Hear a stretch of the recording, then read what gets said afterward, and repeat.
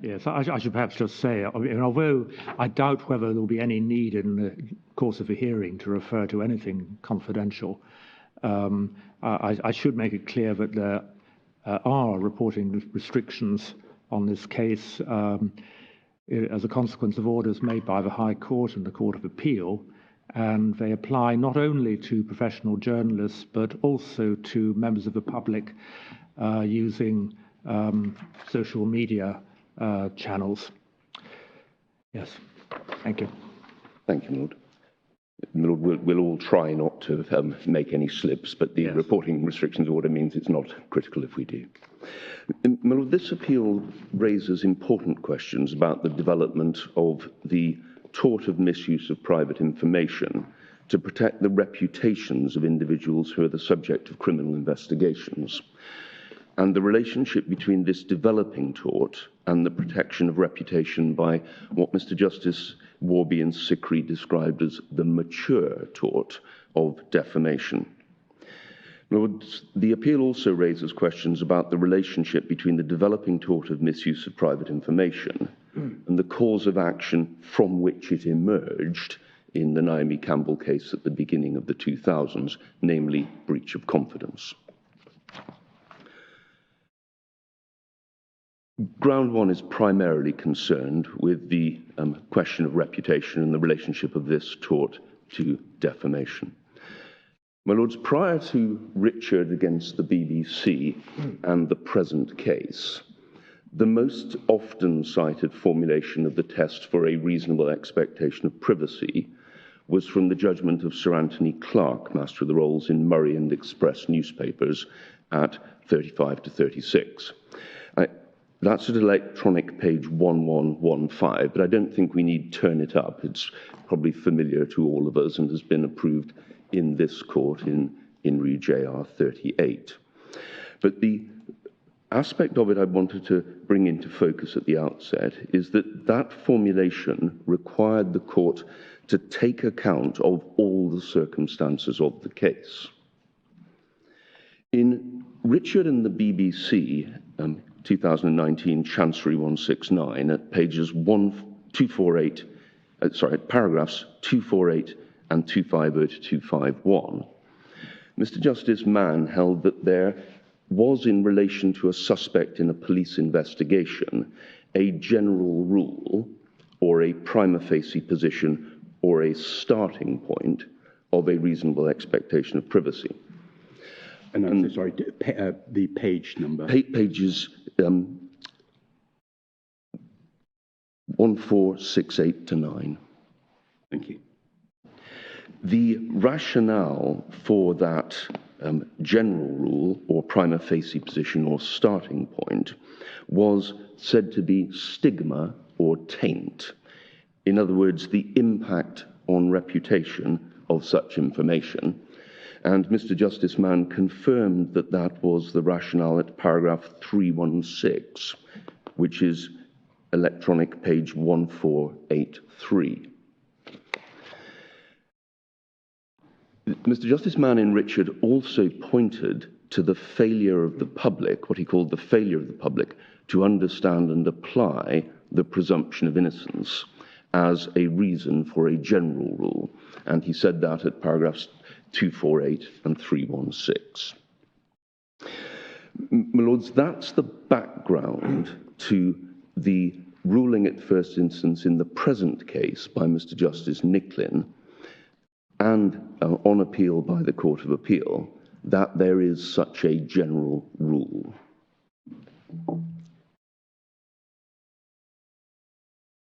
Mr. Justice Nicklin said that in paragraph 133 of his private judgment, which is electronic page 313, underlining the words in general. And my Lord, in the Court of Appeal, the general rule was articulated in what has come to be regarded as the ratio of the case at paragraphs 85 and following of the private judgment. Paragraph 85, which is electronic 218, approves Mr. Justice Mann's starting point as the correct approach and an accurate statement of the law. See at the middle of the paragraph. Can I just check? You're giving us references in the private judgments. I am, my lord. Are there corresponding ones in the open? The reason I ask is that eventually we will have to write a judgment, which, if possible, we will make open, I would imagine. Is it not going to be more helpful to us to have, if there are corresponding references in the open judgments, to have those? If it's going to be difficult for you, Mr. White, don't worry about it. My lord, I'm sorry. I've done it on the basis of the private judgment. There are, in each case, corresponding references, and I can probably find them quite quickly. No, don't take it. We can note them. I've been speaking for myself. I haven't read the closed judgments deliberately because I very much doubt whether there's going to be anything in them which isn't in the open judgment and is actually material to our decision on the points of law. Well, my lord, I'm sorry. In that case, I've prepared on an unhelpful basis. In the Court of Appeal, we only use the private judgment. Yes, well, I understand. It's understandable then. But we'll just proceed on that basis. But I don't think it will be difficult for you to recognise, and I'm sure Ms. Hamer can help me across. These are important passages, so may I just try and... yes, thank you very much. Ms. Hamer is on the ball. Paragraph 81 of the open judgment, which is page 251, is the paragraph to which I just made reference.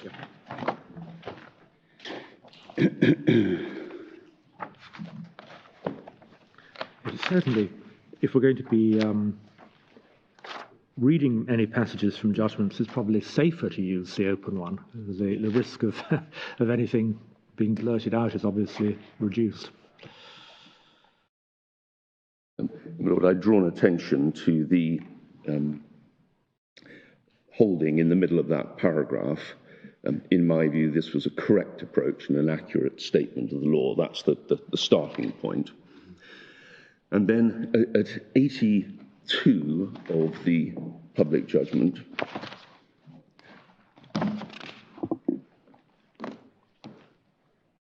one sees the formulation of by the Court of Appeal of the general rule. I take the opportunity to make clear that those who have simply come under suspicion by an organ of the state have in general a reasonable and objectively founded expectation of privacy in relation to that fact and an expressed basis for that suspicion. That's the general rule. The rationale that follows: the suspicion may ultimately be shown to be well-founded or ill-founded, but until that point, the law should recognize the human characteristic to assume the worst, that there is no smoke without fire, and to overlook the fundamental legal principle that those who are accused of an offence are deemed to be innocent until they're proven guilty.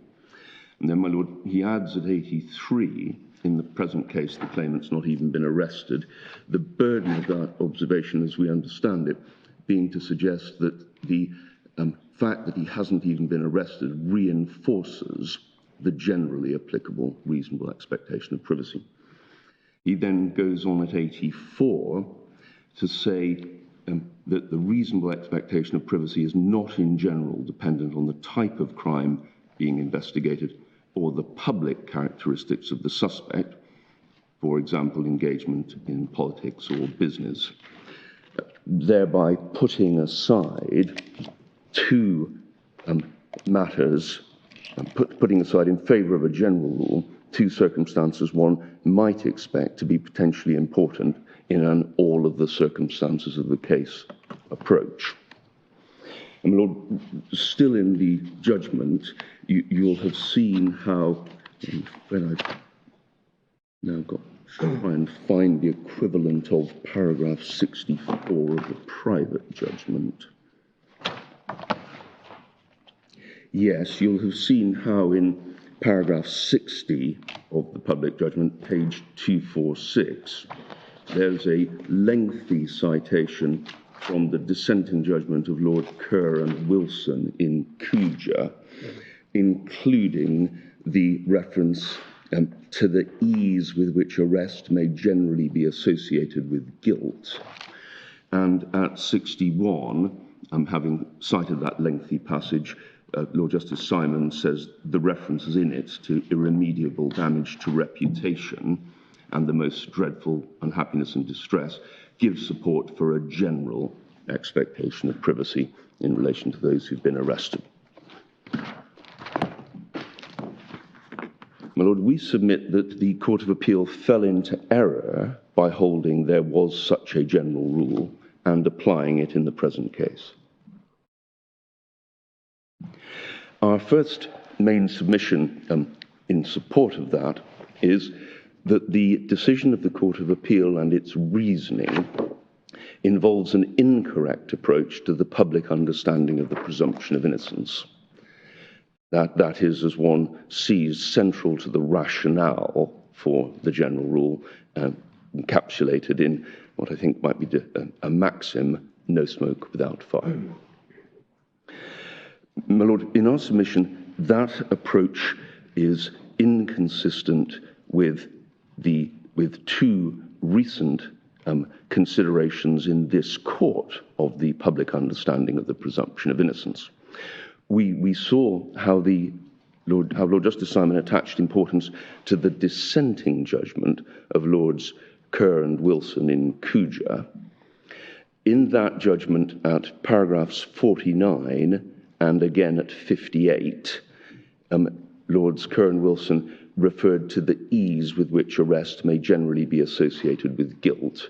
That's electronic pages 1434 and 1438. And at paragraphs 42 to 44, the dissenting justices made plain their disagreement with the majority in Cuja over the approach to Lord Rogers' observation about public understanding of the presumption of innocence in the Guardian media case. My Lord, we submit that those dissenting views do not represent the law, and that instead the law in relation to the public understanding of the presumption of innocence must be taken from the majority judgment of Lord Sumption in Cuja and from Lord Rogers' judgment in Re Guardian. Can I just ask you about really how to approach this? One might have thought that the public understanding of the perception of but public understanding of the effect of somebody's being under suspicion or being arrested or being charged, for that matter, was a question of fact rather than a question of law. Well, that to some extent was the division between the majority and the minority in Cuja. And the minority were concerned about the expression, in particular in Lord Rogers' speech, the law proceeds on the assumption. And well, the law proceeds, well... And suggested it would require... Law certainly proceeds on that assumption. Evidence. Yeah. But, my Lord, that concern that it was a question of fact and there'd been no evidence in Cuja, in essence, was the core of the dissent, the difference between the dissent and the majority on this point. Yes, although it might be a question which was within judicial knowledge. I'm sorry. It might be a matter within judicial knowledge rather than a matter on which evidence required to be led. Yes, well, it's interesting to see how Lord Sumption addresses it. He both refers to the formulation in Re Guardian, as we'll see, but he also says that reflects the position in the majority of cases. So if we go briefly to Cuja, please, that's the first paragraph to look at is paragraph 8, which is at page... Sorry, bear with me a moment. Which is at page 1415.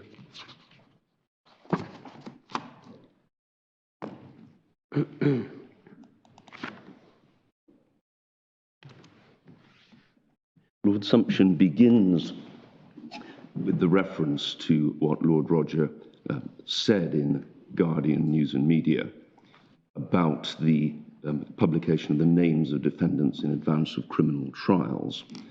In allowing this, the law proceeds on the basis that most members of the public understand that, even when charged with an offence, you're innocent unless and until proved guilty in a court of law. That understanding can be expected to apply a fortiori if you're someone whom the prosecuting authorities are not even in a position to charge with an offence and bring to court. The law must, of course, take the presumption of innocence as its starting point, and then this passage, and experience suggests that as a general rule, the public understand that there is a difference between allegation and proof. Well, that may capture the point my Lord made to me a moment ago about... Well, the context in which Lord Roger was saying that, if memory serves, is to do with whether or not pre-trial restraints on publication. And certainly in that context, you're thinking, is the fairness of the trial going to be prejudiced by the publication? And in that context, you'd be thinking, well, how is a jury, how are members of a jury liable to be affected? And in the context of a criminal trial, it's very different from members of the public reacting to what they see on Twitter or in a newspaper headline. I mean, they're being addressed on the presumption of innocence. It weighs very heavily in the directions that a jury will be given. And I think most people who've sat as trial judges would probably agree with Lord Roger's impression that jurors do appear to grasp that point and give effect to it. But that's a quite different context from asking whether, outside the context of a criminal trial, publication of information that somebody is under suspicion by the police, for example, is how that is liable to affect the way that person is perceived by the general public. That seems to be a very different issue. Well, my Lord, I of course recognise that the context in which Lord Roger made the remarks was impact on a fair trial. But in Cuja, the cause of action relied on was misuse of private information. And the majority in Cuja, building on Lord Roger's observation in The Guardian, make the observations in that context that I've just read about, in general, the public understand there is a difference. And then Lord Sumption goes on to say, the conclusion the public may draw from evidence and submissions to criminal trial and open court will differ from case to case. And that is an acknowledgement that the extent to which the public will draw inferences is fact-sensitive and varies from case to case. And he says at the end of paragraph 8 that in the present case, that with its background of historical child sex abuse allegations and concern about the adequacy of their investigation, there's a real risk that, knowing of those matters, people would conclude PNM had sexually abused the complainant, notwithstanding he'd never been charged with any offence. But, my Lord, that starting point and what is said about its chiming with general experience, general judicial experience, and then what is said about varying from case to case and the conclusion on the facts of the specific case, all point away in our submission from a general rule of the sort that the Court of Appeal has laid down based on public misunderstanding of the presumption of innocence. Lord Sumption returns to the point at paragraphs 32 to 33, page 1429, and is here discussing the approach that Mr. Justice Tugendhat took at first instance in Cuja. And if I pick it up 3 lines down on 1429, he, that's Mr. Justice Tugendhat, accepted there would be some members of the public who'd equate suspicion with guilt, and that there was some risk that PNM and members of his family, including his children, would be subject to some unpleasant behaviour, possibly amounting to harassment. And then dropping down a sentence, however, he considered the significance of these facts was diminished by two factors. First, he approached the case on the footing set out in Lord Rogers' observations in Guardian News and Media, namely that members of the public generally will understand the difference between suspicion and guilt. And then there's a discussion towards the foot of the page about Lord Rogers' observation. I pick it up between G and H. Lord Roger was describing the basis on which English law, unlike German law, allows the publication of the identities of persons charged with offences in advance of their trial. And then I found on this sentence too, no doubt this also represents the public reaction in the generality of cases. So he does move, as he did in paragraph 8, from a statement about the law's approach to a view about that representing the public's reaction in the majority of cases. And then... So I mean, what status does that observation have? I mean, that seems to be Lord Sumption's opinion about how people react. Is that a statement of law? Well, Lord, it's Lord Sumption with whom the rest of the majority judges agreed, approving the use by Mr. Justice Tugendhat at first instance of Lord Rogers' statement in expressing the view, as you see at the end of this paragraph, read as a whole in this part of Mr. Justice Tugendhat's judgment, he was doing no more than saying, while some members of the public would equate suspicion with guilt, most would not. And so the steps, as I understand it, are Lord Roger indicates the approach of the law. Lord Sumption says that that reflects, in his judicial experience, with which the other majority judges agreed, the public's reaction in the majority of cases. And therefore, Mr. Justice Tugendhat's use of that statement by Lord Roger at first instance was appropriate.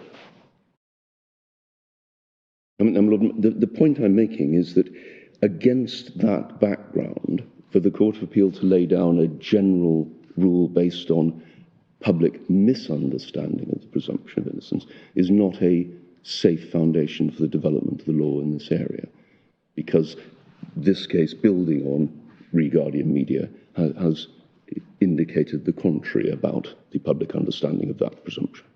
Well, I mean, both decisions are obviously concerned with very different points from the one that arises in this case. We've discussed the Guardian case being to do with the fairness of a trial and the impact of publicity on jurors. And the Kuja case was concerned with the publication of material disclosed in open court, and it was essentially a case about the open justice principle. And for the rest, both in paragraph 8 and in paragraph 33, Lord Sumption is very clear that what Lord Rogers said wasn't a legal presumption. The same must be, I think, said of what Lord Sumption himself said. Well, my Lord, I recognise that, and I hope I'm not overemphasising the difficulty, but it is in my submission a difficulty to build a general rule about a reasonable expectation of privacy on an assumed public misunderstanding or failure to understand and apply the presumption of innocence, when this reasoning, albeit in a different context, and I recognise that, does take a markedly different approach. Yeah. I mean, reading these passages, it's almost as though Lord Sumption is adopting a general view. It's just a different general view. So part of what your submission is going to be, as I understand it, is that you can't start with any starting points. It's just a generalized approach. But But Lord Sumption seems to think that it is relevant to find some sort of starting point in order to structure, what comes later with the all circumstances approach. Well, my lord, he does. My submission is a general rule is wrong. We should retreat or revert to the Murray, all the circumstances of the case. And the burden of my current argument is to seek to demonstrate why the rationale chosen by the Court of Appeal for the general rule is unsound. Because there is, and my lord may be right, that it's another general rule, but it's nevertheless a general rule or recognition of a general rule, which is very difficult to reconcile with the Court of Appeal's no smoke without fire. I mean, that I follow, but just on the question of whether we should be trying to operate with general rules or not, doesn't having a general rule help to structure the analysis for first instance courts as to how they should take account of all the circumstances?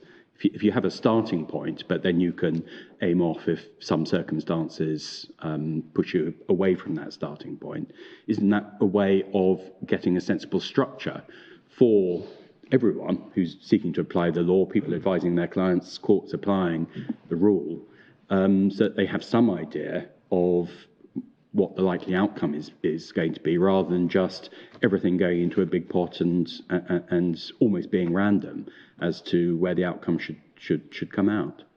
Well, my lord, of course I recognise that starting points may assist with structure, but the one difficulty with starting points is they then become general rules that are very hard to displace on the facts of an individual case, particularly where, as we complain in this case, the Court of Appeal puts aside considerations of the nature of the activities and the status of the individual in formulating that general rule. But perhaps then that's an argument for not so much against having a starting point, but against not making it too rigid.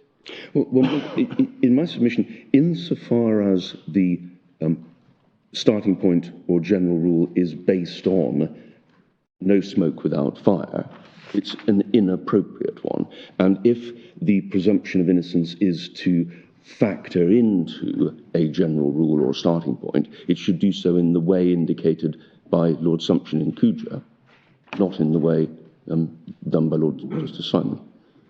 I had some difficulty with paragraph 34 in Cuja, the next paragraph, because he seems to resile from the proposition.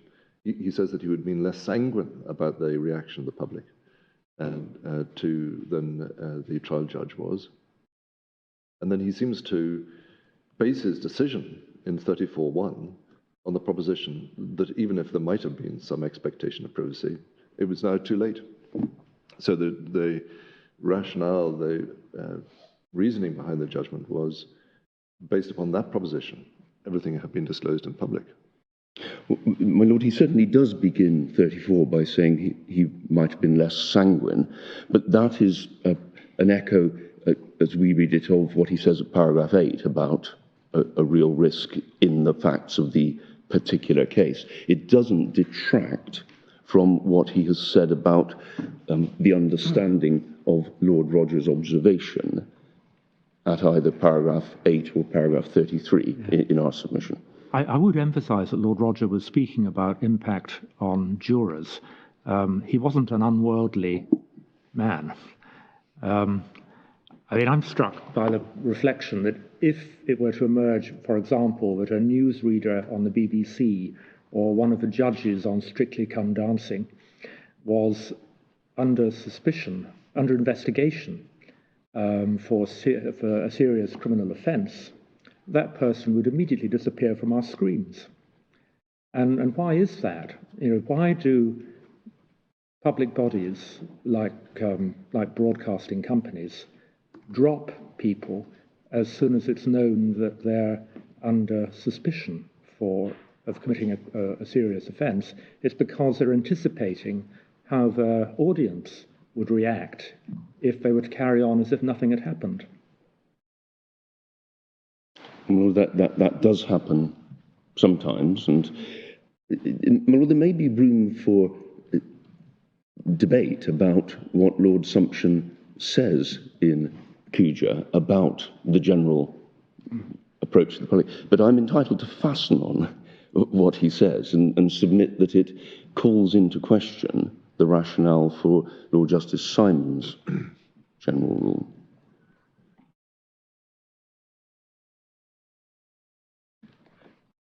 Lord, in regarding, although... Why should an employer be compelled by public to drop somebody as opposed to making a rational decision if they are accused of some offence or suspected of some offence? Insofar as if somebody is suspected of an offence and they inform their employer about that, the employer may make a decision as to whether to drop them. But why is it necessary to expose them to public ridicule at that stage? Well, Lord, I'm hesitating slightly because I'm not persuaded that there is a sufficiently clear general practice amongst employers to reason from. Employers are used to members of their staff facing accusations. Sometimes they might, as my Lord put it graphically, remove them from the screen, but not always. In my submission, although it's helpful to test that position and see if it reflects a public hostility, it isn't a sound basis on which to reach a different view of the general attitude of the public from that expressed by the majority in CUJA. I mean, in a sense, this debate shows, well, at one level, the difficulty of what we're trying to grapple with. I mean, surely it comes back to an assessment by the court of how the public is likely to react, as a matter of fact, doesn't it? Well, that's how it's put in the two sentences I drew particular attention to in Lord Sumption's speech. Right, so if we make an assessment based on our experience, we don't have witnesses here, so I'm not sure what else we can base it on, that someone being told that an official body has them under investigation or is going to bring a charge against them is likely to have a detrimental impact on the public, we can proceed on that basis. Is that right? Well, my Lord, I protested that because of the recent consideration of it in CUJA, and there was no evidence in CUJA. It was that was the complaint of Lord Graham Wilson. But I mean, it's already been pointed out, both Guardian Media and CUJA arise in markedly different contexts from that which we're dealing with. So why are we to be fixed with? Well, I'm putting it pejoratively. You can come back. Stray observations about how Lord Sumption thinks the world works, which, as my Lord Stevens points out, are by no means all one way. In terms of our assessments for the purposes of this case. Well, a person interested in seeing what the judicial approach to public understanding of the perception of the presumption of innocence would make of the majority in CUJA on a point where the dissentient judges were pressing hard for a different attitude to what Lord Rogers said, what they would make of the clear statements in CUJA followed by a different assessment in this case, in my submission, is a matter for concern. Yes, I see. Thank you. I don't put it as a straitjacket. I put it as a reason why the general rule based on no smoke without fire, public misunderstanding of the presumption of innocence, is unsound. And I'm sorry to press you on that, is unsound because not factually true, is your point, is that right? Unsound because the highest court has recently considered whether factually true, whether it represents the general reaction of the public. So I think your answer to my question, unsound because not factually true, is yes, unsound because not factually true. And then you point to the majority in Cuja who didn't, you say, think it was factually true, and we should be persuaded by them, their views about what is factually true.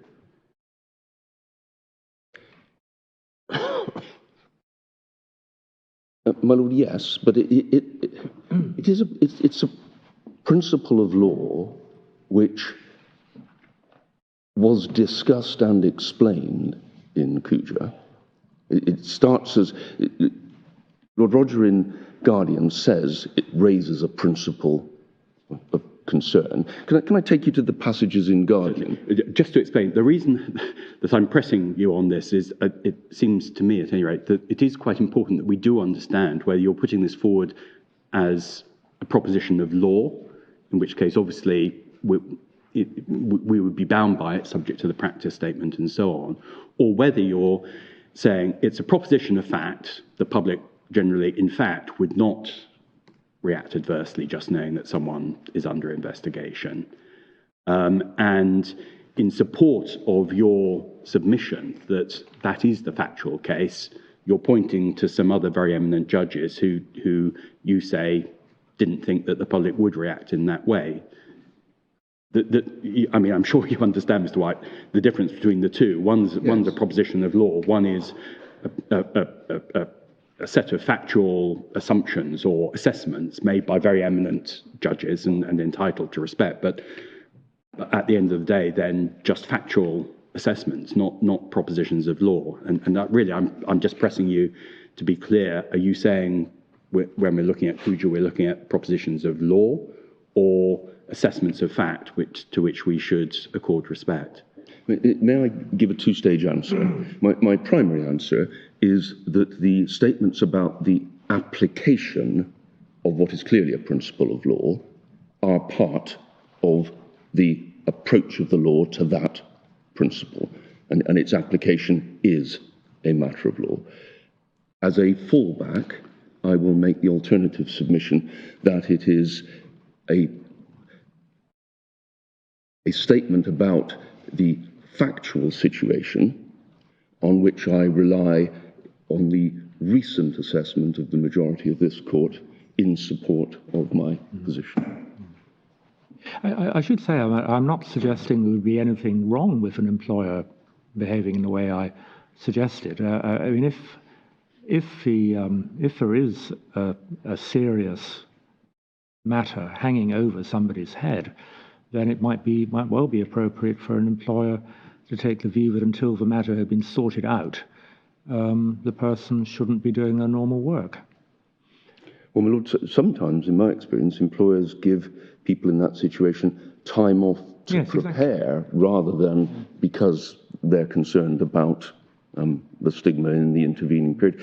I just can't do better, I think, than the submission I made that it is a dangerous assumption about employers' reaction from which to reason out this part of the case. Well, my point was not about the appropriateness of the employer's reaction, but the public vilification, which potentially affects every aspect of private life of the individual concerned. Why that is an extra necessary component. The employee would obviously have an obligation to tell his employer about the fact that he's under suspicion. But I was just wondering why the extra vilification was appropriate. Well, Lord, I'm hesitating again at an assumption there would in every case be public vilification. One difficulty with the general rule is it pays no regard to the nature of the alleged criminal wrongdoing. Not all criminal wrongdoing is regarded as equally reprehensible.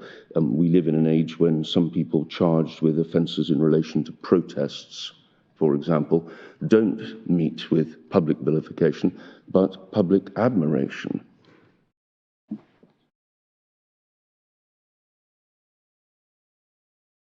Lord, I was going to just show you briefly re Guardian, the relevant paragraphs of 59 to 60 and 66 at 1151 and 1153.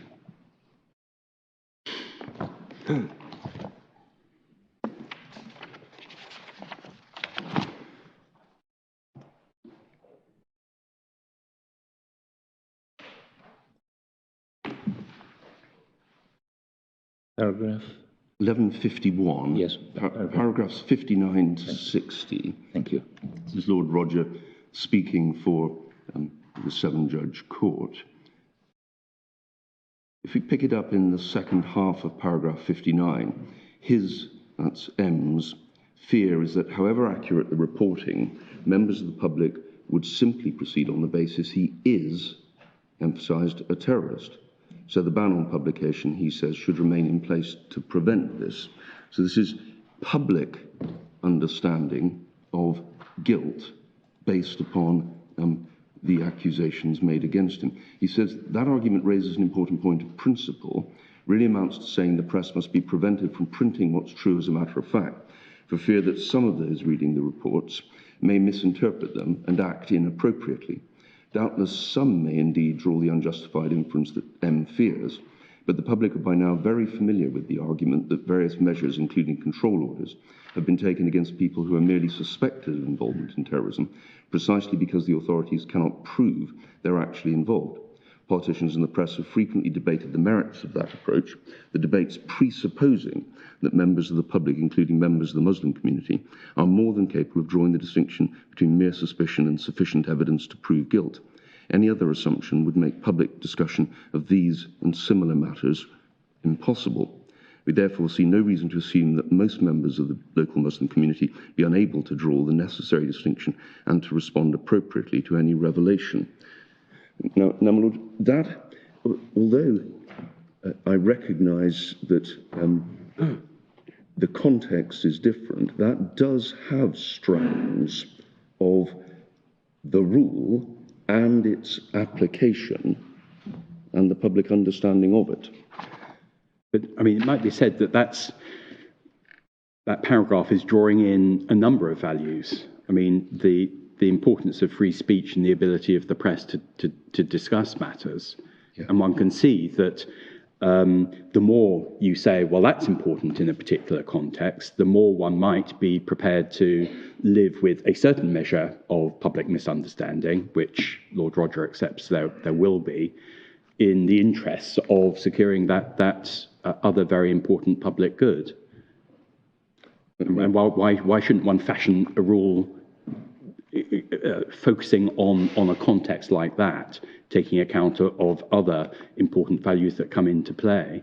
But that is just a way of emphasising the importance of context in these sorts of things. And we're dealing with a different context, aren't we, where that important value of the ability of the public to discuss something which is in the public domain shouldn't be impeded. But, my Lord, his identity wasn't in the public domain. That's his concern, that if he, M, the anonymised subject of the control order, is identified, then people will think he is a terrorist.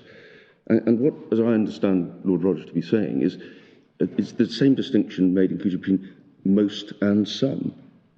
Some people may wrongly make that assumption, but most won't. And he does, my Lord, press me on whether it's a question of principle or fact.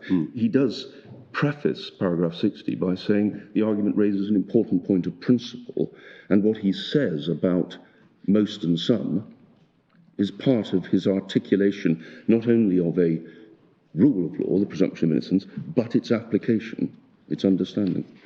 Look, the second paragraph is 66 at page 1153, which is the one quoted in Cujo. But for my purposes, the earlier paragraphs are perhaps more interesting, the end of 59 and the whole of 60. But that's where we get, in allowing this, the identities of persons charged, the law proceeds on the basis most members of the public understand even when charged with an offence. It's the passage that I read from the judgment of Lord Sumption. And my Lord, note we invite the a fortiori position in that paragraph. That understanding can be expected to apply a fortiori where you're someone whom the prosecuting authorities have not even in a position to charge with an offence and bring to court. And the reason we emphasise that is because in our submission, the emphasis Lord Justice Simon gave to the fact that the claimant in this case has not even been arrested is difficult to reconcile with Lord Rogers' a fortiori position, which he says makes the public understanding of most members of the public clearer, whereas in Lord Justice Simon's judgment, the fact that the claimant hadn't even been arrested would appear to reinforce the expectation of privacy. Finally, on this point, it's interesting to note that Lord Rogers' statement about the basis on which the law proceeds was picked up by Mr. Justice Garnham at the interim stage in this case. I'll just give you the reference.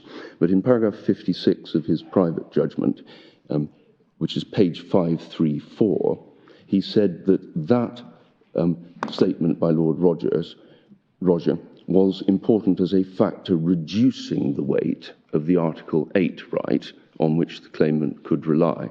So it is it's a paradox in this case that Mr. Justice Garnham thought that because of that statement about the basis on which the law proceeds in the judgment of Lord Rogers, any Article 8 right was reduced in weight, yet the Court of Appeal appeared to use it as the rationale for the general rule.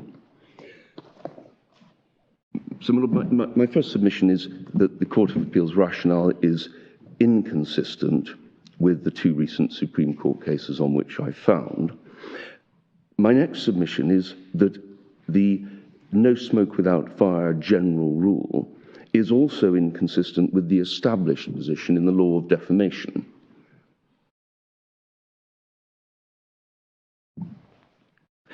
This is important in our submission because the Court of Appeal adopted the general rule out of concern about damage to reputation flowing from the publication of information that someone is the subject of a criminal investigation. So we submit it's important and relevant to see how the law of defamation, what I called at the outset the mature cause of action, which protects against injury to reputation, deals with the public understanding of the presumption of innocence. And my Lord, from this point, we rely on the decision of the House of Lords in Lewis and the Daily Telegraph, which is 1964, Appeal Cases 234. It's page 1852.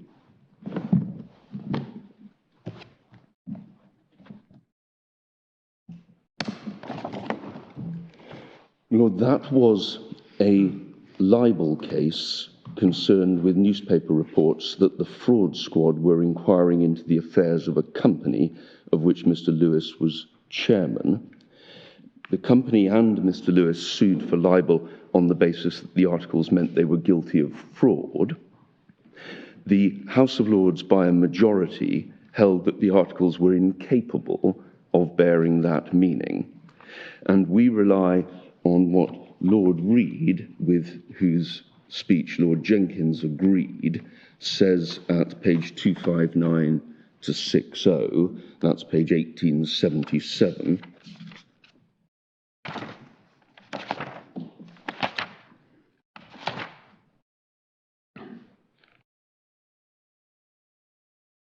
You see towards the bottom of page 1877 a discussion about what ordinary men and women might think of a statement that someone was under police investigation. Well, it's a lengthy passage. Could I invite my lords to read it and over to the top of page 260?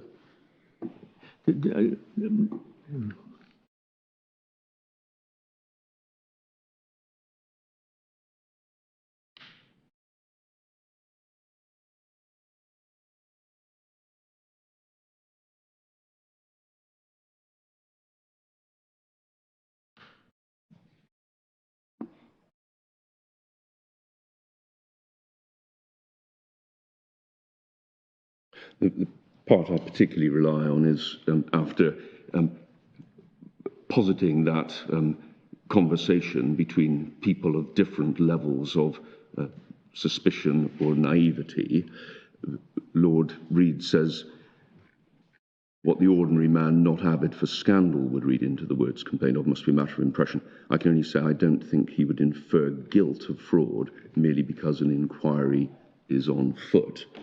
And Lord, a similar approach was taken by Lord Hodgson at page 274.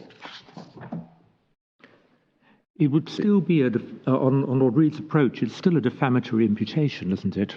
Lord, yes, but it's a not, different one. It's not fire. Fire is guilt. And my Lord, we address in a later argument the way in which the law of defamation deals with reasonable grounds for suspicion, because that's also an important aspect of this case. And my Lord is quite right that a statement that a police investigation is on foot will often mean or bear the defamatory sting that there are reasonable grounds to suspect or to investigate. And Lord Hodgson makes a similar point at 274, which is page 1892. He says, about two-thirds of the way down the page, in view of the difference of judicial opinion, one naturally hesitates before expressing a concluded opinion of one's own. But after listening to many days of argument, I'm myself satisfied that the words cannot reasonably be understood to impute guilt. Suspicion, no doubt, can be inferred from the fact of the inquiry being held, if such was the case. But to take the further step and infer guilt is, in my view, wholly unreasonable. This is to draw an inference from an inference and to take two substantial steps at the same time. And my Lord Devlin deals with the matter at pages 285 to 6 in a passage which actually mentions the smoke and fire metaphor towards the top of 1903. You see, five lines down on 1903, a man who wants to talk at large about smoke may have to pick his words very carefully if he wants to exclude the suggestion there's also a fire, but it can be done. And he says such words can convey a meaning of suspicion short of guilt. And then there's a comment on the public understanding of the presumption of innocence that I ought to draw to your attention lower down on page 1903, where Lord Devlin expresses concern about everybody bearing in mind, as they ought to, that no man's guilty until proved so, but unfortunately they do not. So that is a passage of another eminent judge expressing concern about that. But Lord, his overall conclusion at 286 on this question, 1904, bottom of the first paragraph on 1904 is in these terms: if the ordinary sensible man was capable of thinking that wherever there was a police inquiry there was guilt, it would be almost impossible to give accurate information about anything, but in my opinion, he's not. So the majority, 4 out of 5, all held that a statement that someone is under police investigation is not capable of bearing the meaning that they are guilty. But I mean, Lord Devlin, page 1903 of the electronic, in the second paragraph on that page, sorry, it's page 285. Page 285, 1903, electronic, second paragraph, is careful to distinguish between the two defamatory imputations. Yes. And he's focusing just on guilt, but he says to say that someone's affairs being inquired into is defamatory, as is admitted, because a man's reputation may in fact be injured by such a statement, even though it's quite consistent with innocence. Yes. So I'm not quite sure how you say that this is helping. Well, it's inconsistent with no smoke without fire, because fire is guilt. It is consistent with there being a lower defamatory meaning of grounds to suspect, but that isn't the basis for the Court of Appeal's rule general rule in the present case. Right, but I mean, what makes the statement defamatory to say that someone's affairs are being investigated into? Isn't it that there may be fire, even though we can't be sure, as opposed to there actually is fire? No, I'll show you in due course. The way it's treated in the law of defamation is that it is defamatory to say someone is under police investigation, because the sting is that there are reasonable grounds to suspect or reasonable grounds to investigate. Yeah, so going back to what I was putting to you, there may be fire. But what is said is that gives rise to an imputation about the conduct of the individual, bringing down suspicion on themselves. It's not that the individual is guilty. It's not that there is fire.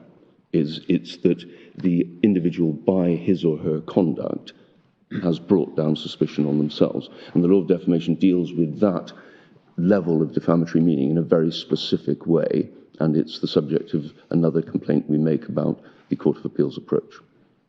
But at the moment, I'm on no smoke without fire, and in my submission, it does support my submission that to build a general rule on assumption of guilt is unsound. Well, I suppose what I'm pressing you on is whether you aren't being a little bit too binary in terms of your no smoke without fire. You seem to be treating fire as absolutely, definitely the person has committed something wrong. But why can't the fire in these circumstances be sufficiently there in terms of damage to reputation if a reasonable member of the public would think, well, there may be reasonable grounds for the police to investigate. Maybe they'll be proved innocent at the end of the day, but maybe not. And they're more likely to have done something than just an ordinary person about whom no information is available. Well, my Lord, in my submission, that wouldn't be a sound basis for a general rule, and it's not the Court of Appeal's basis for the general rule here. I can only take the Court of Appeal's general rule, no smoke without fire, and its rationale, and hold it up for consideration against the approach taken to the protection of reputation in defamation. Right. Yes, thank you. So that's the basis of the submission. Mr. White, when you say, when you refer to no smoke without fire, the fire you're referring to is the guilt of the criminal offence? It is, yes. The smoke is the rumour or suspicion that hovers over the guilt of the criminal offence. But it's guilt of the criminal offence, not a basis for suspicion of having committed the offence. That's right. It's the... my Lord, that's, as I understand it, how Lord Deverlin understood the metaphor when he talks about being careful, if you talk about smoke at large, to not say there's a fire.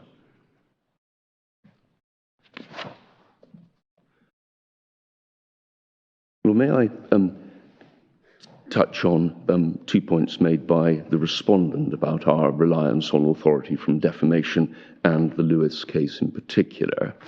It said against me that defamation's a separate, ancient tort with its own peculiar rules.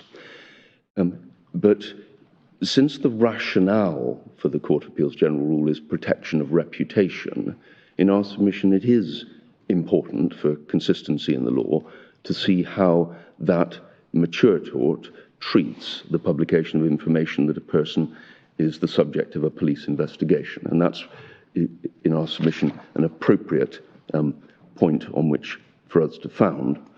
A more specific point which is made against me is that our reliance on the approach to meaning in the defamation case of Lewis and the Daily Telegraph is inapt, because it's based on an archaic single meaning rule in the law of defamation, which need not be and should not be imported into misuse of private information.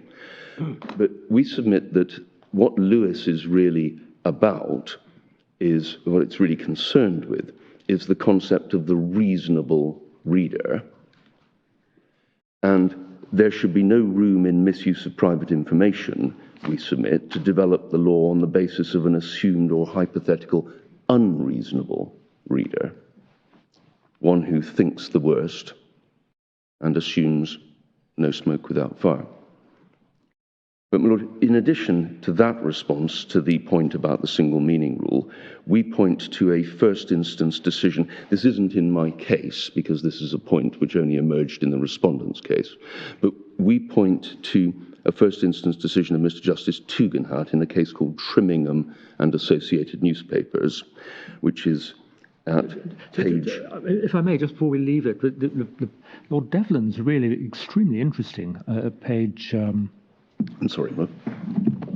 1903, is it? 1903, yes. In the paragraph that Lord Sales took you to a moment ago, when you read further on in it,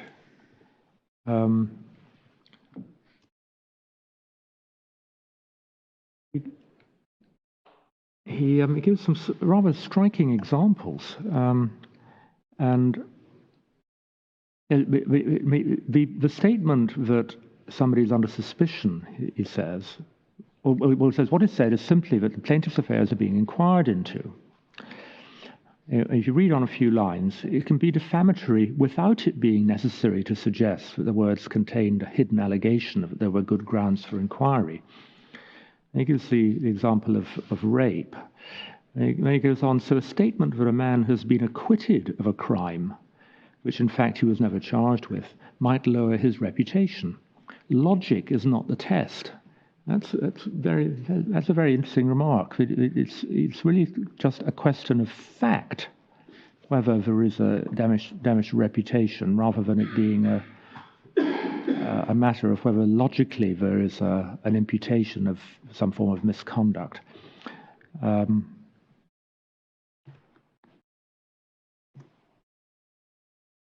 Well, it is a plainly interesting discussion, and I've drawn attention to it. But I do say the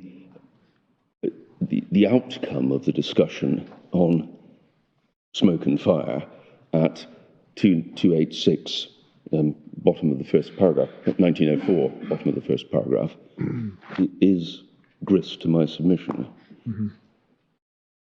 My Lord, there's been a lot of discussion, you may have seen some reference to it in our printed case, about whether Lord Devlin was actually countenancing a lesser defamatory meaning than grounds to suspect. Yeah.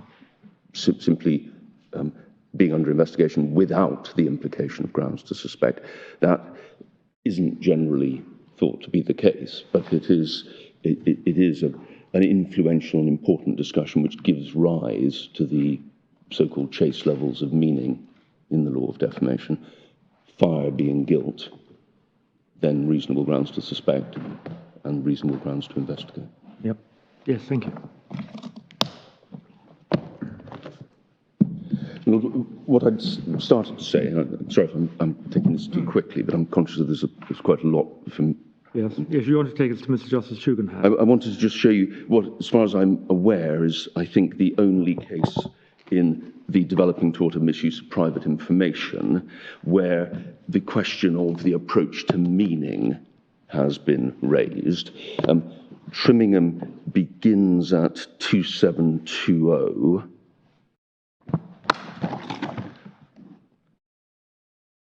It's a case involving a relationship that Chris Huhn, then in government, had with the claimant, Karina Trimmingham, and it gave rise to a claim against the newspaper for harassment and misuse of private information.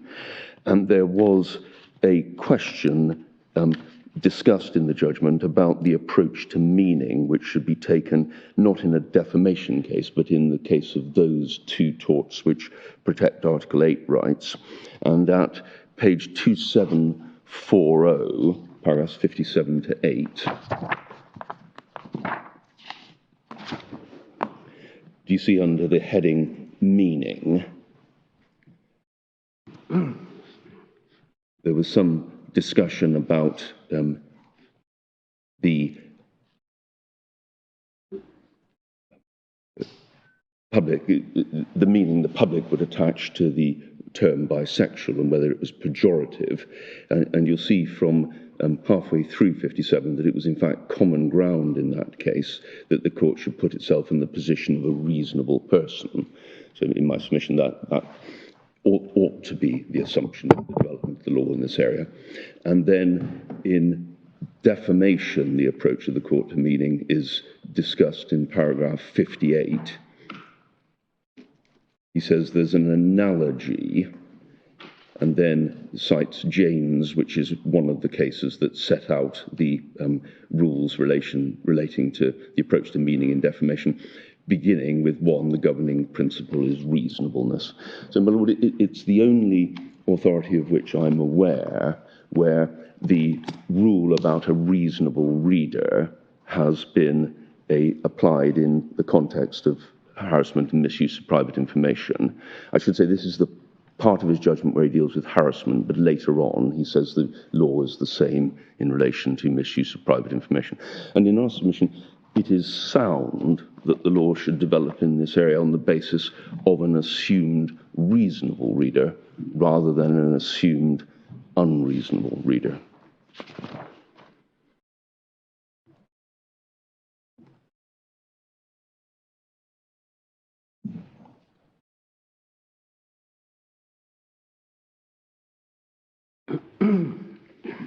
My Lord, the next submission we make on this part of the case is that in any event, the no smoke without fire rationale for the general rule doesn't apply to this claimant's case. And the reason for that is that he initially pleaded that readers of the article would understand that it made true allegations against him and that he was guilty of wrongdoing. But when pressed by a request for further information and intimation that a disclosure application might be coming down the line, he chose to abandon those parts of his pleaded case and proceed to trial on the basis that readers of the article would not assume the words were true and that he was guilty. Lord, we've summarised that in paragraph 11 of the agreed statement of facts and issues, and it's enough for me to just show you the struck through parts of the claim and re-amended reply. If you could go first, please, to page 383, electronic, which is in the amended particulars of claim.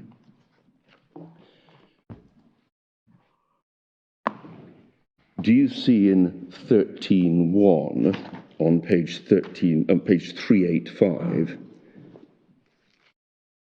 the words struck through but still readable, legible, towards the bottom of the page? Friends and business partners have raised the article with him and have assumed the allegations contained therein are true. Similarly, at 13.2 on the next page, the claimant's wife is a businesswoman and concerned that the private and confidential allegations in the article about her husband will be presumed to be true and will cause damage to her relationships. And then similarly at the end of 13.3, she's extremely worried about her children being asked about the article in school and the perception that the allegations will be presumed to be true. And Lord, the paragraphs in the amended reply, which starts at 428, were to similar effect.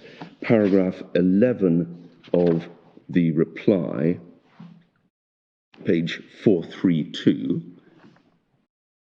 the claimant will rely on the wording of the article at trial to demonstrate that it suggests the allegations against the claimant are true, and repeats paragraph 2 above. And in the confidential schedule, paragraph 6.4, perhaps clearest of all, this is at page 442. The last sentence of that subparagraph, which is 6.2 Roman 4 of the amended reply, the claimant will also rely on the wording of the article, which suggested he was guilty of wrongdoing. So, my Lord, the short point that we make, and I made vigorously to the Court of Appeal, but it finds no reference in the Court of Appeal's judgment, is that this claimant on his amended case didn't need protection against readers of the article assuming he was guilty of a criminal offence, because he had dropped that part of his case. And my Lord, that was formalised in, sorry, this is the last document I need to show you, that was formalised in an order made at the PTR by Mr. Justice J, which is page 552.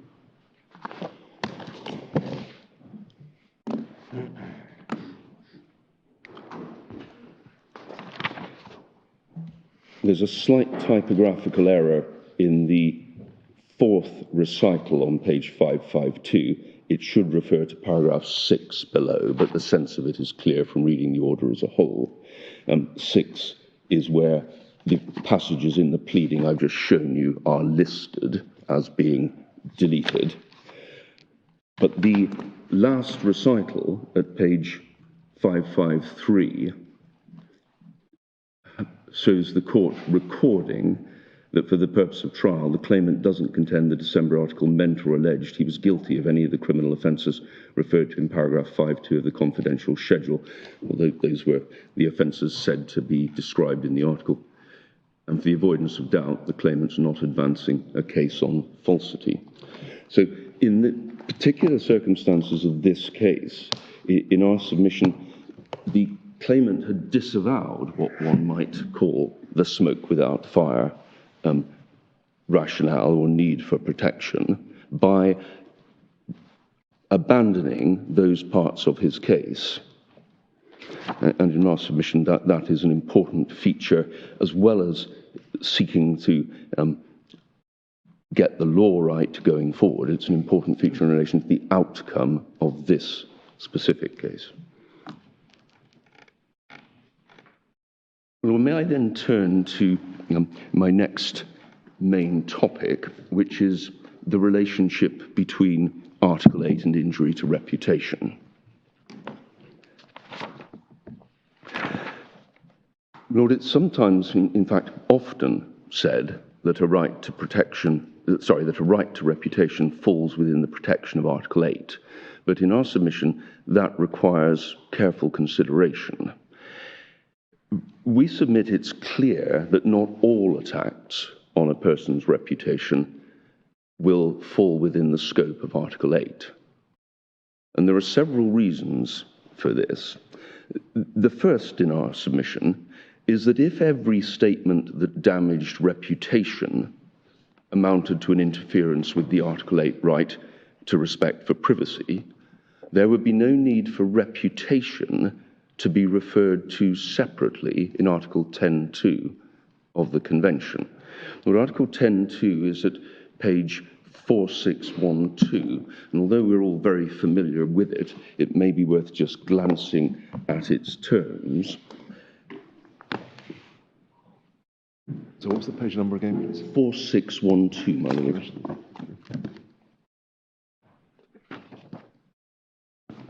This is where we have an extract from the Convention. Article 10, as we know, like Article 8, is a qualified right. And what I wanted to draw attention to is the words one reads so many times, but in my submission are important for the purposes of the present discussion. The exercise of those freedoms, since it carries with it duties and responsibilities, may be subject to such formalities, conditions, restrictions or penalties as are prescribed by law and are necessary in a democratic society in the interests of national security, territorial integrity or public safety. And then the list, continues, for the prevention of disorder or crime, for the protection of health or morals, for the protection of the reputation or rights of others, for preventing the disclosure of information received in confidence or for maintaining the authority and impartiality of the judiciary.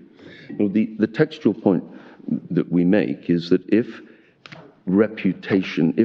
attack on reputation always amounted to an interference with the Article 8 right, there would have been no need to list reputation separately from the rights of others, because the rights of others include the Article 8 right. But perhaps the Article 8 right has developed over time, since this is a living instrument. So, I mean, obviously Article 10(2) is drafted at the inception of the convention.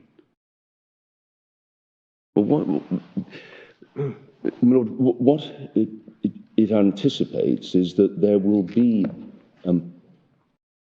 inroads on Article 10 for the protection of reputation, which aren't necessarily within Article 8, is my submission. That was anticipated. I follow the submission. I'm just saying that Yes. The convention is a living instrument. It might be said that it's the protection of reputation under Article 8 has emerged over time, but may not have been clear at the inception, in which case it would make sense in Article 10(2) to refer to reputation if that's a particular thing that needs to be singled out. But we will submit that as it has developed as part of the Article 8 right to protection, to respect for privacy, it is clear that not all attacks on the draftsman was right. Not all attacks on reputation do amount to an interference with Article 8. I mean, whilst we're on it, could I say I make the same submission for the purpose of ground 2 of my appeal about the specific reference to the protection of confidentiality? I'm sorry, it's sideways on the page. I've just realised from my Lord's glance. There's a way of turning it around. I mean, reputation is also protected by Article 6. It pops up in more places than one in the way in which the convention case law has developed. Well, that's right, and there are discussions in Article 6 cases. But it's a short point that I wanted to make about the wording of Article 10(2), which impacts on both my grounds of appeal.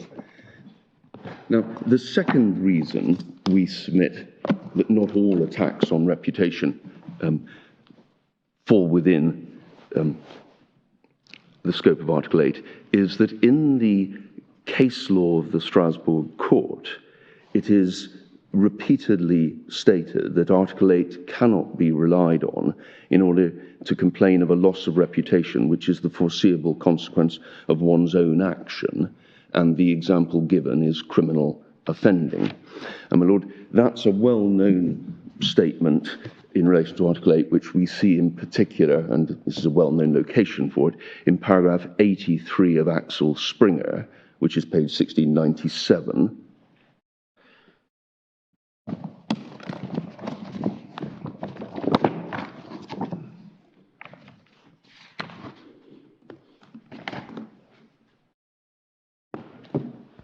This is a discussion of the extent to which Article 8 protects the right to reputation, and it's the last part of paragraph 83 of the court's judgment, which has been often repeated.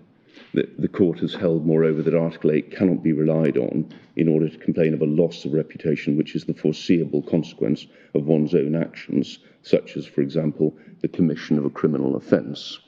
Now, my Lord, that principle or that feature of Article 8's protection. Before leaving Axel, didn't the European Court of Human Rights proceed on the basis that Article 8 was engaged in that case? My Lord, I believe that's right, because it's all about the balancing exercise. Yeah. Yes. And so that was a commission of a criminal offence engaging Article 8, and then you move on to the balancing exercise. My Lord, I can't gainsay that the court assumed that Article 8 was engaged on the facts. I can find... And that was the actual commission of a criminal offence, rather than the suspected commission of a criminal offence. That's right. By the time the case arose after a series of articles, and the later article concerned the commission, the earlier articles were about the arrest. And then why did the European Court of Human Rights consider that Article 8 was engaged in Axel? My Lord, there's no discussion of that I've been able to find in the judgment, but that would appear to have been the assumption. It may have been conceded. But my Lord, what I wanted to show you next, if I may, was the Grand Chamber's development of the passage I've just read from Axel Springer in a case called Denisov and Ukraine at paragraph 98, locating that observation as part of a wider or extended principle. That's at page 1737.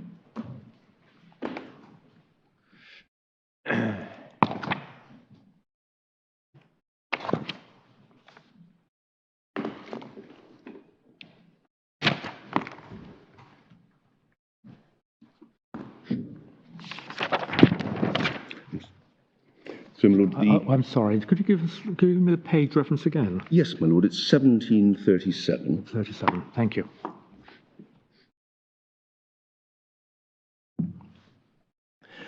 Under the heading at the top of the page, Right to Respect for Reputation, one sees a reference to the court's been called upon to determine whether the notion of private life should cover a right to respect for reputation, which is not expressly mentioned in Article 8, and there's reference to Pfeiffer. And then 98 is the development of the point I wanted to emphasise. However, it's important to stress that Article 8 cannot be relied on in order to complain of a loss of reputation, which is the foreseeable consequence of one's own actions, such as, for example, the commission of a criminal offence. And one of the cases referred to is Axel Springer at paragraph 83. In Gilberg, the Grand Chamber did not limit this rule to reputational damage and expanded it to a wider principle that any personal, psychological and economic suffering could be foreseeable consequences of the commission of a criminal offence and could not therefore be relied on in order to complain that a criminal conviction in itself amounted to an interference with the right to respect for private life. This extended principle should cover not only criminal offences, but other misconduct entailing a measure of legal responsibility with foreseeable negative effects on private life. So it's a wider principle. Indeed, in the Axel Springer formulation, criminal offending is given as an example. It's now located as a wider or extended principle, covering not only criminal offences, but also other misconduct entailing a measure of legal responsibility with foreseeable negative effects. So that is a limitation on the situations in which Article 8 will protect against an attack on reputation based upon the foreseeable consequences of one's own conduct. And can you help us with what they're talking about in that last sentence? The context perhaps might suggest that if they've been involved in private litigation, for instance, where there's a claim of deceit against them, which is made good, and so you have a court judgment saying you're guilty of deceit, even though it's not a criminal conviction. Yes, that would be an example. Another example I'd thought of would be a finding of medical malpractice against a surgeon, which didn't amount. My point for asking is it right to infer from the context here that it's sort of findings after official investigations of some kind, so that you're not just looking at allegations, they've been investigated, in my example, by a civil court, in your example, by the misconduct panel in relation to medical malpractice, and actual findings have been made authoritatively by a relevant body. Is that the context for this? Well, it's not in my submission limited to that. Well, that's why I'm asking. Sidebrus, for example, was a case about former KGB officers in, I think it was Lithuania, one of the Baltic states, who had been investigated under a law concerned with the former KGB, and they had been found as a result of an investigation to be former KGB officers, and that resulted in various consequences for them, including the loss of their jobs. And it wasn't simply an allegation or an investigation. Well, my Lord, it may be that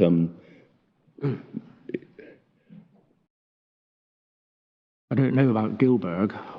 I'm afraid I haven't looked at Gilbert. We can look at that. But I mean, from the passage we're looking at here, the focus is on a criminal conviction.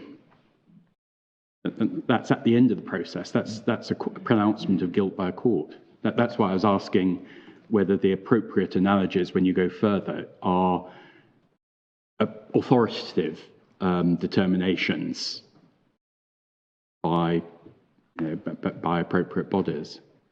Or are you saying it goes wider?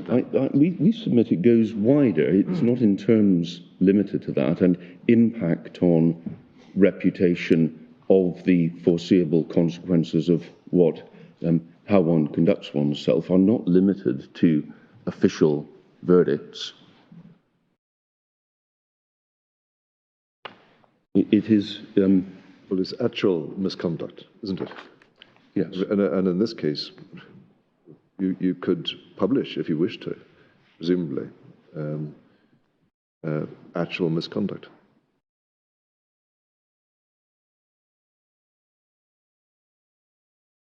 Well, we would certainly be able, if...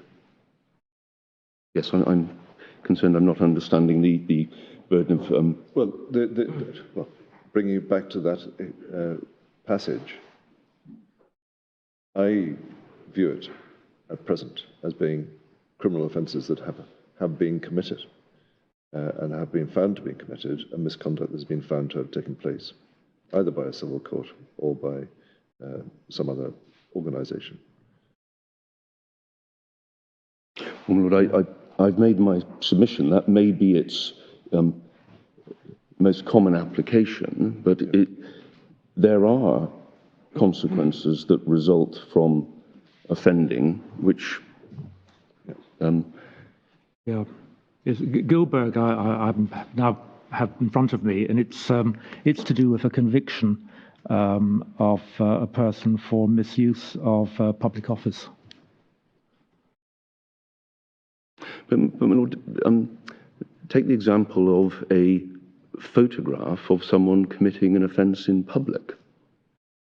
That, if published, would have harmful impact on, or could have harmful impact on reputation, but a complaint that Article 8 protected against that damage to reputation would fall within this rule in my submission, even though there had been no conviction for it.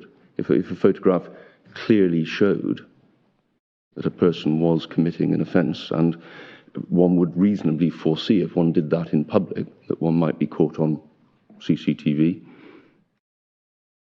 or captured by a photographer.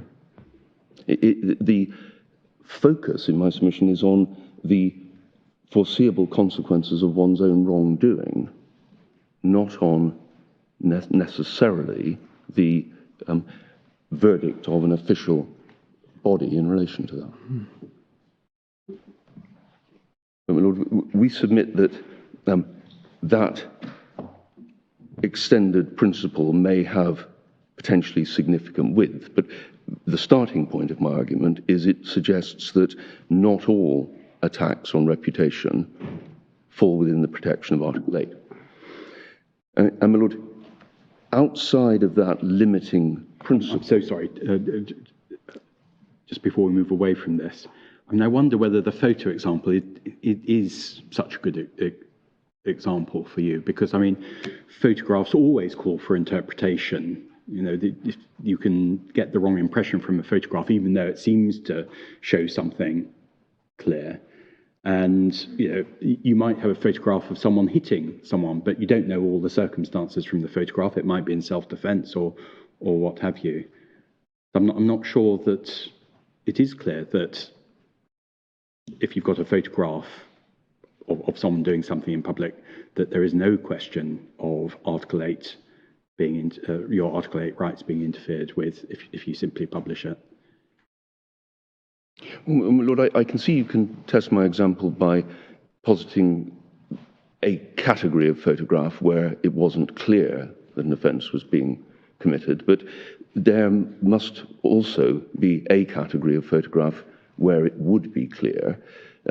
A video taken of someone on the train after the restriction imposed yesterday, taking off their mask and chatting, it might be very difficult to see that it amounted to anything other than a criminal offence. I see that there may be cases where a photograph is... Well, I mean, on that example, you might have issues about the date on which the film was taken. I see that the scope of my proposed illustration may be open to discussion, but in my submission, the basic point that there may be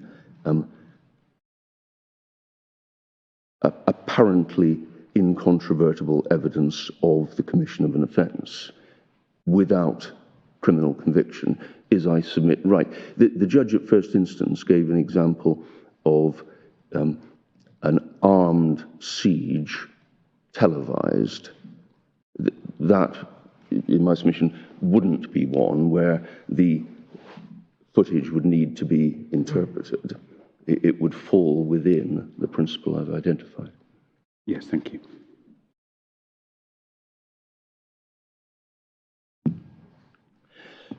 What I was going on to say is that outside of that limiting principle as extended in Denisov, the case law suggests there are three criteria which assist in determining whether a defamatory publication engages the right to respect for private life protected by Article 8. We rely in this regard on Mr. Justice Warby's decision in Yo against Times newspapers, which begins at page 1326.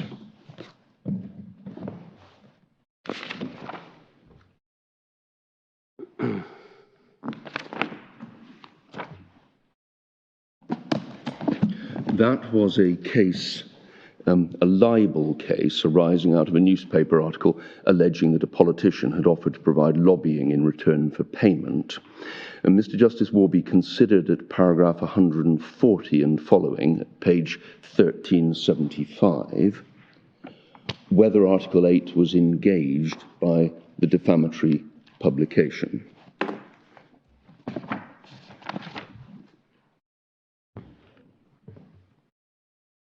And he held at 141 on page 1376 that it was clear from the Strasbourg and domestic jurisprudence that a defamatory publication can engage the right protected by Article 8.1 to respect for private life. Also tolerably clear that not all defamatory publications will do so. And then he mentions Pfeiffer and Petrina, and he comes to the three relevant criteria at paragraph 143. He says one is whether the activity about which the information is disclosed or to be disclosed is of such a nature as to fall within the scope of private life so that Article 8 is engaged. And then he mentions JR 38. There's a zone of interaction with others in private places which falls within that scope, but some public activities such as rioting do not. Case about privacy rather than defamation, but nonetheless important in this context.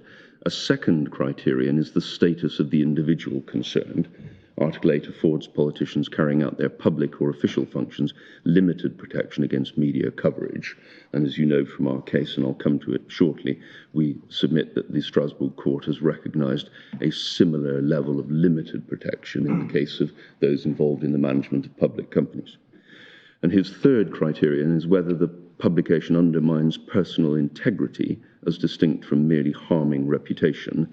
And he sets out a passage from Caraco and discusses it at 145. Well, I'm going to come back to each of the three criteria, but just with Yo open, do you see at 147 applying these principles to the evidence in the present case? The key factors to my mind are these. The claimant was a serving MP and a committee chair. The articles related wholly and exclusively to his conduct in those public roles, not in any way to his private or personal life. I don't consider the nature of the information as such as to engage Article 8. So that's the first reason which binds up activities and status. Second reason, further, Mr. Yo's unsurprisingly a robust individual, and although I've no doubt he suffered considerable stress and anxiety as a result of the publication, there was, on the evidence, no interference of any seriousness with his family or home life or with his relationships within his community. In summary, this was a disclosure related to his public roles, not his private life. Consequences for him of the attack on reputation that was involved were not of a nature or gravity such as to engage Article 8. His personal integrity wasn't undermined. Now, my Lord, these three criteria don't, in our submission, support the Court of Appeal's general rule, nor do they support its application to the present case. May I take each criterion in turn? Just so I understand the context, this case of EO isn't a misuse of private information case, is it? It's a defamation. It's a defamation case. Yeah. Yes, I'm sorry, I summarised it rather quickly. It's a libel case based on undercover reporting in which the politician was offered cash essentially for lobbying, and an article based on that. But it's nevertheless important in our submission because in our case, the Court of Appeal based their general rule on concern for the protection of reputation. And therefore, it's important to see, if Mr. Justice Warby is right in this case, that there are certain criteria which assist in determining whether an attack on reputation does fall within Article 8.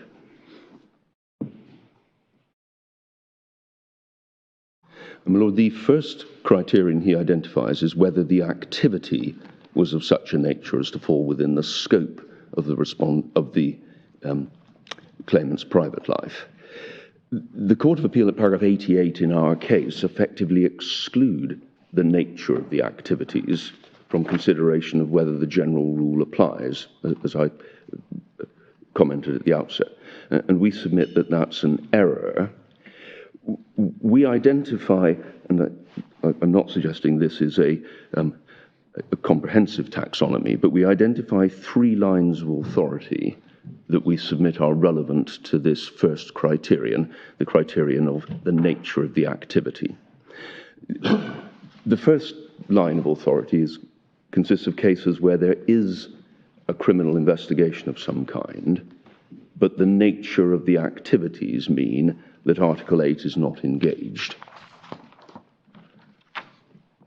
The second line of authority is where there is a criminal investigation of some kind or a similar investigation, and where the nature of the activities is a relevant consideration when assessing whether Article 8 is engaged.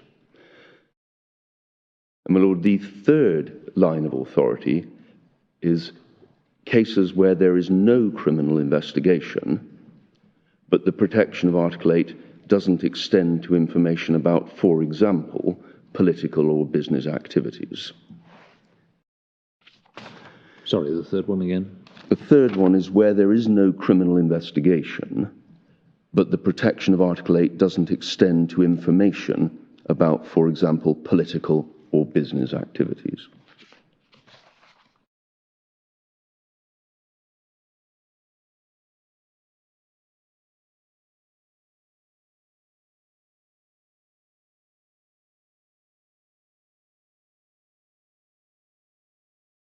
My Lord, into the first category of cases, we put authorities such as Kinlock against HM Advocate, page 1157.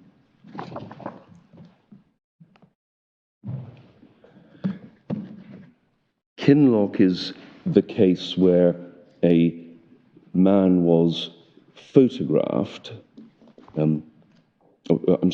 a man was observed in a public place carrying a bag containing stolen money. And because there'd been no authorization under REPA for the surveillance, the appellant took the point that the interference with his private life was not in accordance with the law, and the case came to the Supreme Court in that context. I know my Lord Reid was on the panel. The Lord Hope gave the judgment of the court, And at paragraph 21, in considering the engagement of Article 8, he fastens on two aspects of the case. One was the public place at which the activities were taking place, and the other was the nature of what he was doing. And so he says, there's nothing in the present case to suggest the applicant could reasonably have had any such expectation of privacy. He engaged in these activities in places where he was open to public view by neighbours, by persons in the street, or by anyone else who happened to be watching what was going on. He took the risk of being seen and of his movements being noted down. The criminal nature of what he was doing, if that was what it was found to be, was not an aspect of his private life that he was entitled to keep private. I don't think there are grounds for holding the actions of the police amounted to an infringement of his rights under Article 8. So, my Lord, I recognise that this case is not just about activity, but also about location, but it is in part about activity. Kinloch was applied in Re JR 38, again in this court, which begins at 1248.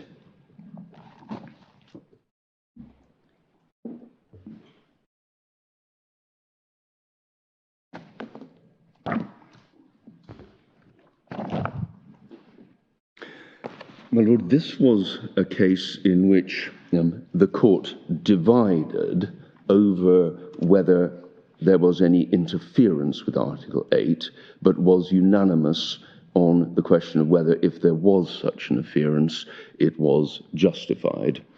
The minority, Lords Carr and Wilson, held that there was an interference with Article 8 rights, but the majority, Lord Toulson, Lord Hodge and Lord Clark, held that there was no interference with Article 8 rights. Article 8 was not engaged.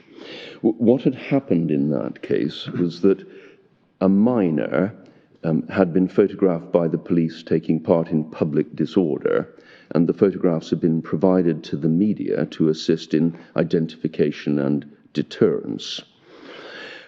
My Lord, at paragraphs 84 to 85, page 1279,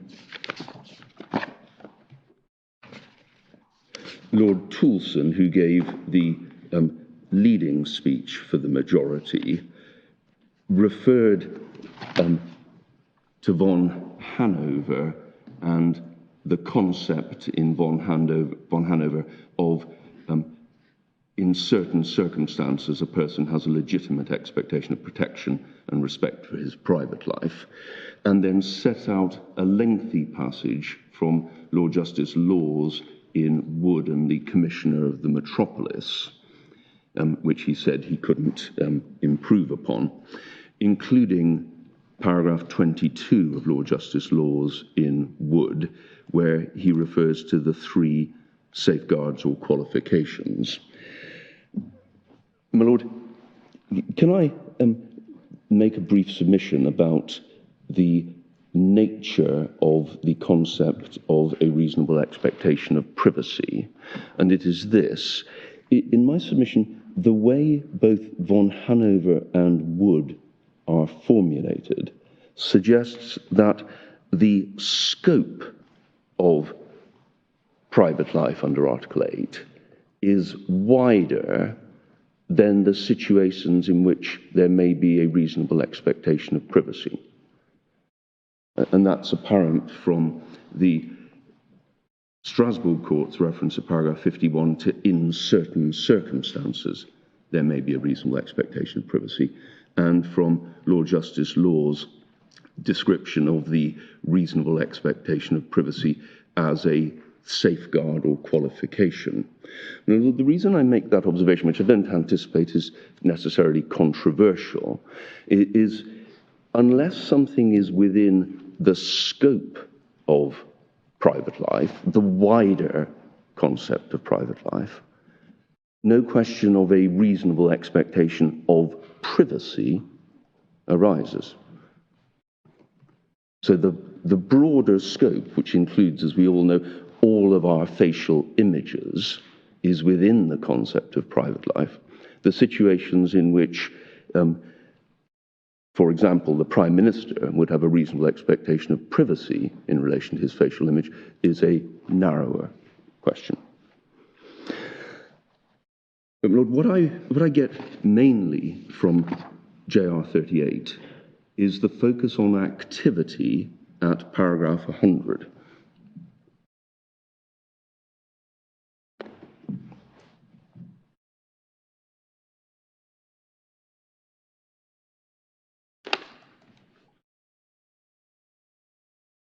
The facts have reference to the facts as found by the Lord Chief Justice of Northern Ireland in paragraph 99.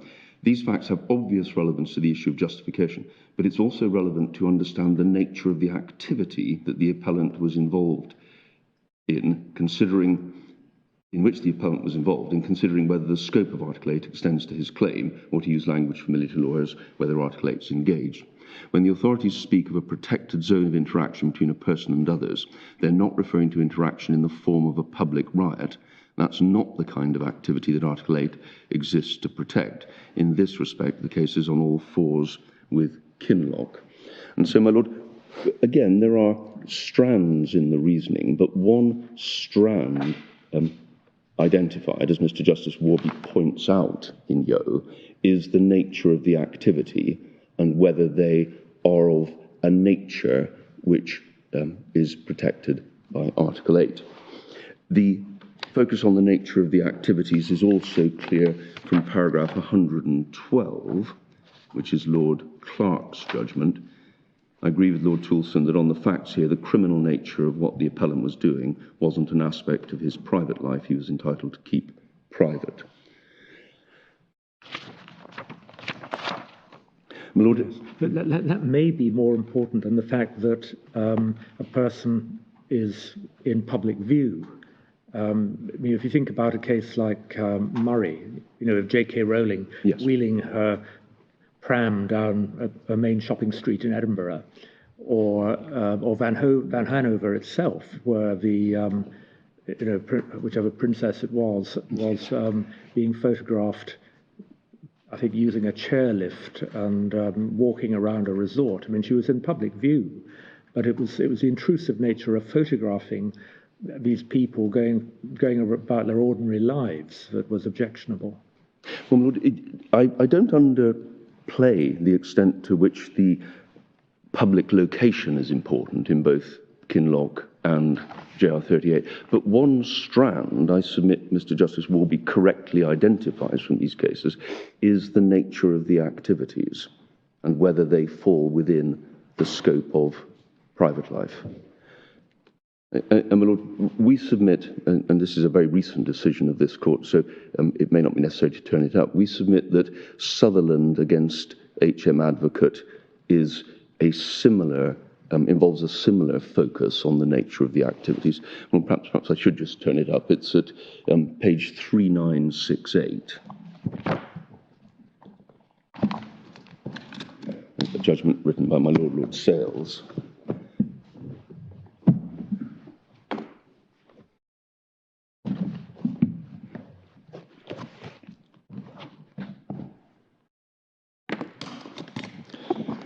My difficulty with that proposition is that Article 8 is not there to protect particular activities, criminal activities.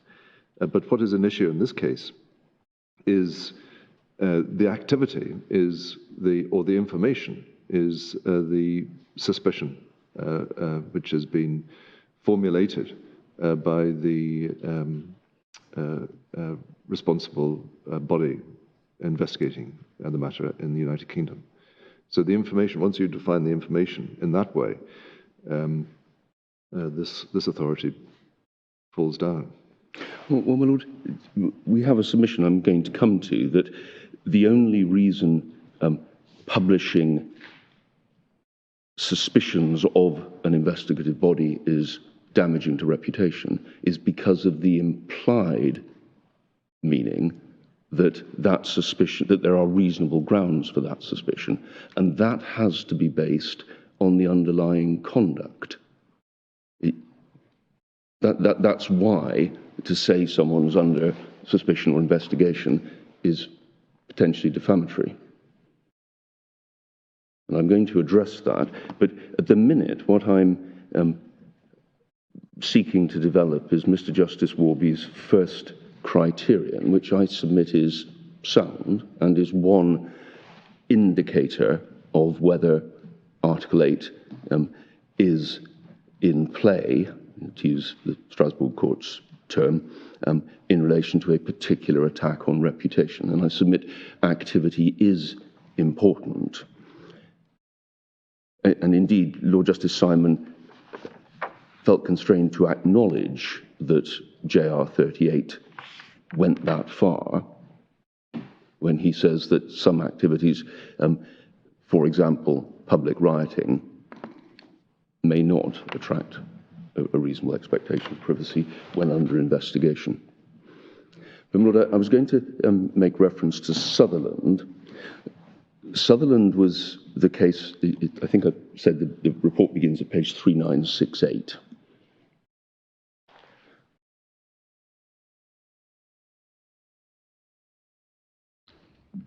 Sutherland was the case where an adult member of a paedophile hunter group acting as a decoy had communications with the appellant online, and the appellant sent what were criminal communications to the decoy, believing him to be a 13-year-old boy. And the court held at paragraph 31 on page 3980 that there were two reasons why Article 8(1) was not interfered with in the circumstances of the case. And the two reasons reflect the point I made about the nature of the concept of reasonable expectation of privacy a moment ago. The first reason was that the nature of the communications from the defendant to the decoy, who he believed to be a child, weren't capable of making them worthy of respect for the purposes of the application of Article 8. So those communications as an activity didn't fall within the scope of Article 8, is how we understand that first reason. And the second separate reason was that the defendant had no reasonable expectation of privacy in relation to the communications. And my Lord Sales explains that those two concepts overlap to some extent, but nevertheless they are two separate reasons. And JR 38 is cited in relation to both the first and second of those reasons. The first reason perhaps appears most clearly at paragraph 40 on 3984. Picking it up halfway down paragraph 40, in my view, in the absence of any question of state surveillance or interception of communications, and where all that's in issue is the balance of the interests of a person engaging in such conduct and of the children who are the recipients or intended recipients of the relevant communications, the reprehensible nature of the communications is such they don't attract protection under Article 8(1), don't involve the expression of an aspect of private life or an aspect of correspondence which is capable of respect within the scheme of values inherent in the court, in the convention. And I accept, of course, that the context is different, but nevertheless, this is a further illustration that the nature of the activities matter.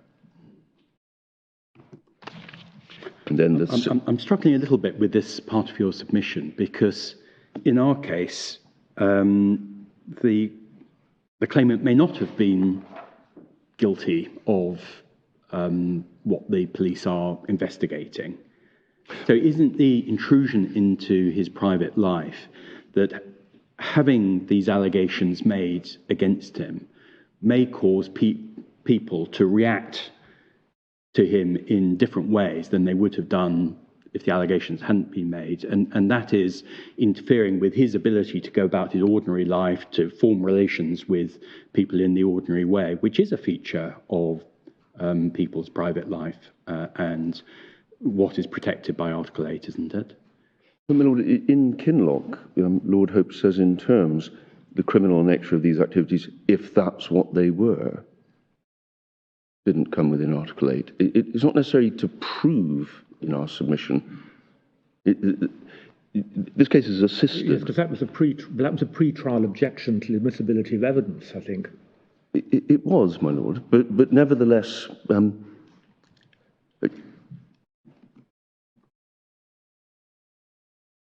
this case is assisted by the concession that there is no allegation of falsity in relation to the underlying facts, the case with which we're concerned. But generally, in my submission, the engagement of Article 8 in the,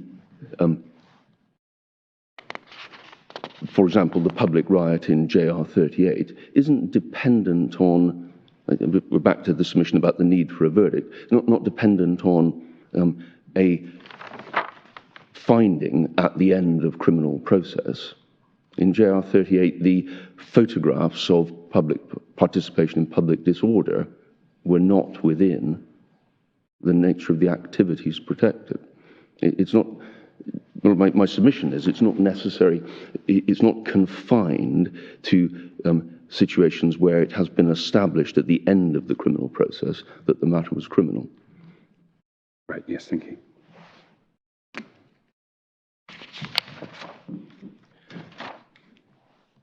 The fourth case we put under this heading is Tomlinson, which is a decision of the Court of Appeal about arrest, and that's at page 2493.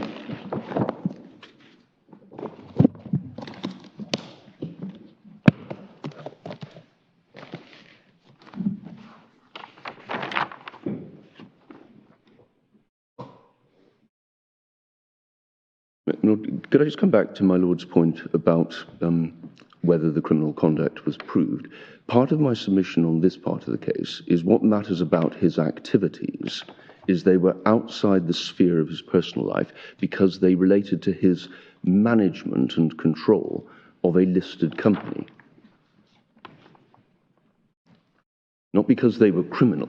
In the cases I've been showing you, a feature of the activity was its criminality. But in the present case, a feature of the activity, which we say takes it outside the sphere of personal life, is that it's part of his management of a listed company. The central allegation is providing false information to the board of a listed company.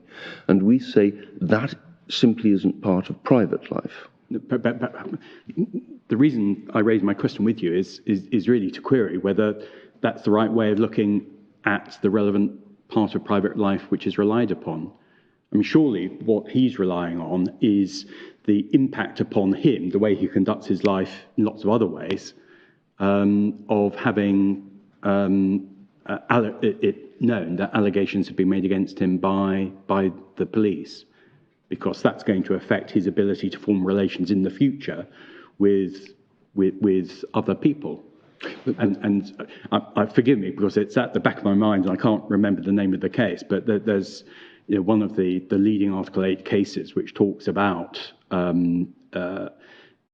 what it's there to protect is an ability to form relationships in the future with other people in the course of developing your life, living your life in an ordinary way. Isn't it that aspect of private life which is being relied upon here?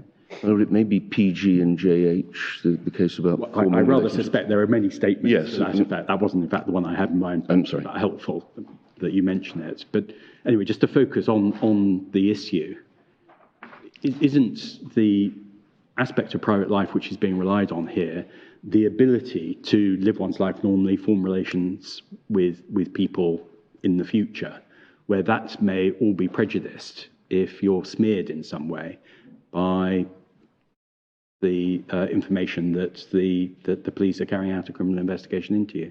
Well, that is the way it's put, but our submission is, and we draw the support from Mr. Justice Warby, that in deciding whether Article 8 protects in relation to information that may impact on reputation, you'd have to look at the activities in question. And in our submission, you can't, in this case, divorce the investigation from what was being investigated, and a general rule which treats all criminal investigations, regardless of the nature of the activity under investigation, as equally private, is wrong in our submission, because you do need to look at the nature of the activity being investigated. But if actually it's being known that the police are investigating some particular crime, that you may be guilty of some particular crime, means that no one will have anything to do with you. Why does it matter to focus on the particular crime or not? Surely the impact on your private life is that no one will have anything to do with you.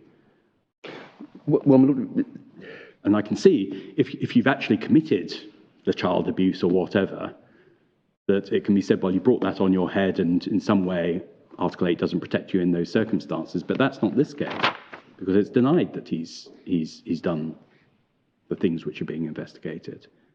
Well, my simple submission is a one-size-fits-all general rule which doesn't have regard to the nature of the activities under investigation is inappropriate, because one factor relevant to the engagement of Article 8, even in the situation of a criminal investigation, is whether the activities fall within the sphere of private life.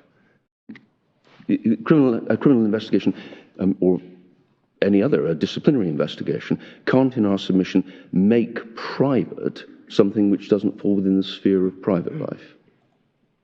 All right, thank you. I was going to show you Tomlinson, which is at page 2493.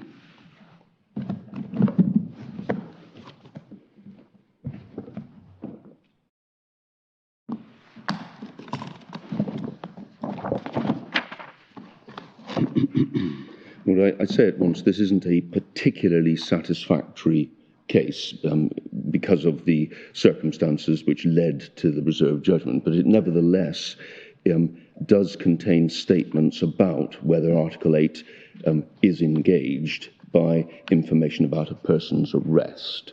And I thought I ought to show it to you.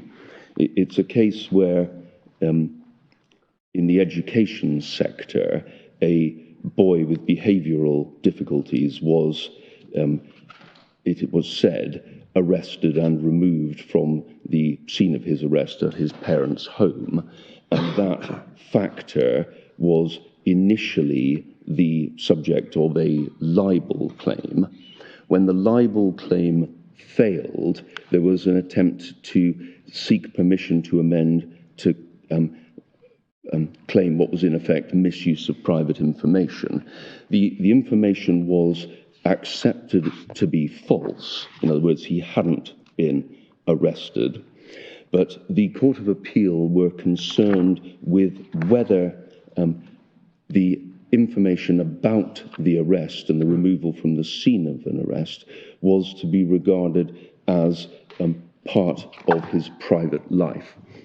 And the upshot was that the Court of Appeal refused permission to raise a claim for misuse of private information, the libel claim having failed.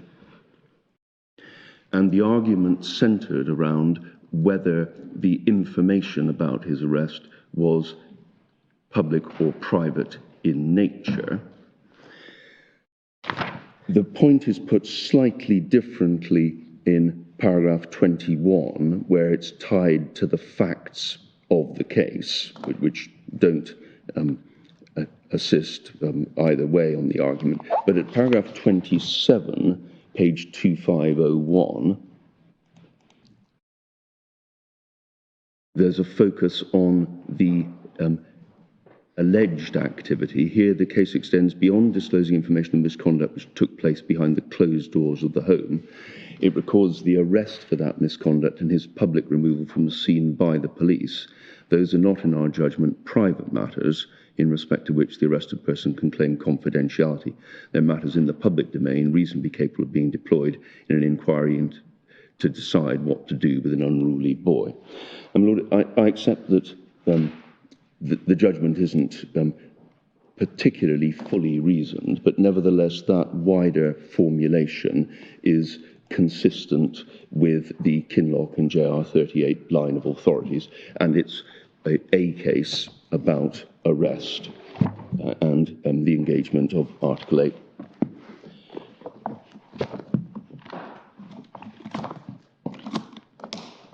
So, my Lord, our submissions on this first line of authority in relation to the criterion of the nature of the activities is that the need to focus on the nature of the activities is inconsistent with a general rule which sets the nature of the activities to one side. And on the facts of this case, the respondent's activities, which were under investigation, were not an aspect of his private life.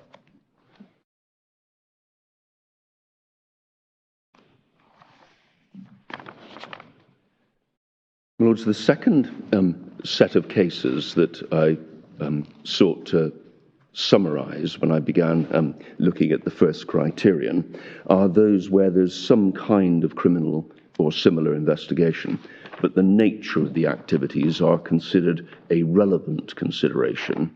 Nature of the activities under investigation are considered a relevant consideration in assessing whether there's a reasonable expectation of privacy. My Lord, we list those in paragraph 39 of our printed case, which is at page 97. I don't apprehend it would help, particularly at this level, to go through a series of first instance cases where the nature of the activities has been considered a relevant consideration. But in order, they are Hannon and News Group, where there was an arrest following a disturbance on an aeroplane, and the judge drew a distinction between activities in public and activities in private. PNM and Times newspapers, which became Cuja, where the activity under investigation was sexual offences. Axon and the MOD, which I'll come back to, where the conduct was misconduct consisting of bullying of subordinates, and that was held to be relevant to whether Article 8 was engaged. Jackson and the BBC, a decision of Mrs. Justice Keegan in Northern Ireland, where important to the conclusion there was a reasonable expectation of privacy was that the allegations were of sexual conduct in private. Richard itself, where the nature of the offence was said by Mr. Justice Mann to reinforce the reasonable expectation of privacy, was another historical child sex abuse allegation case. And Khan and the BSB, Bar Standards Board, where again the nature of the offending was sexual, and that was a factor in the reasonable expectation of privacy. But all I get from those cases is the submission that a general rule isn't appropriate because the nature of the activities under investigation is a relevant consideration.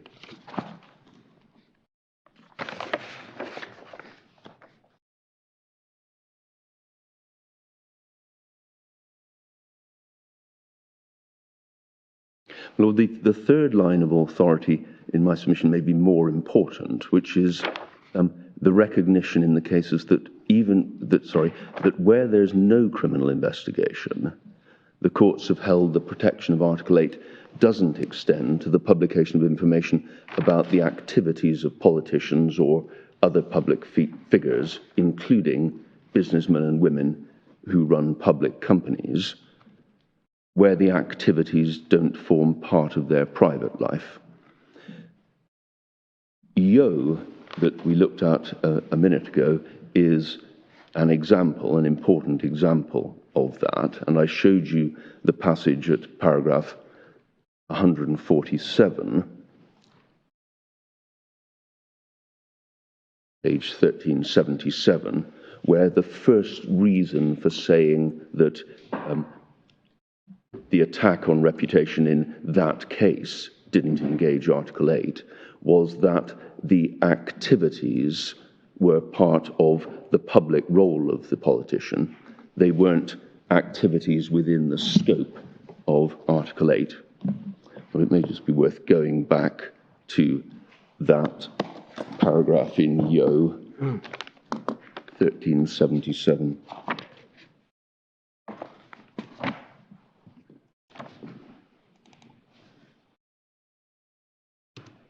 The nature of the information, that's about his conduct in those public roles, is not in any way related to his private or personal life and didn't engage Article 8.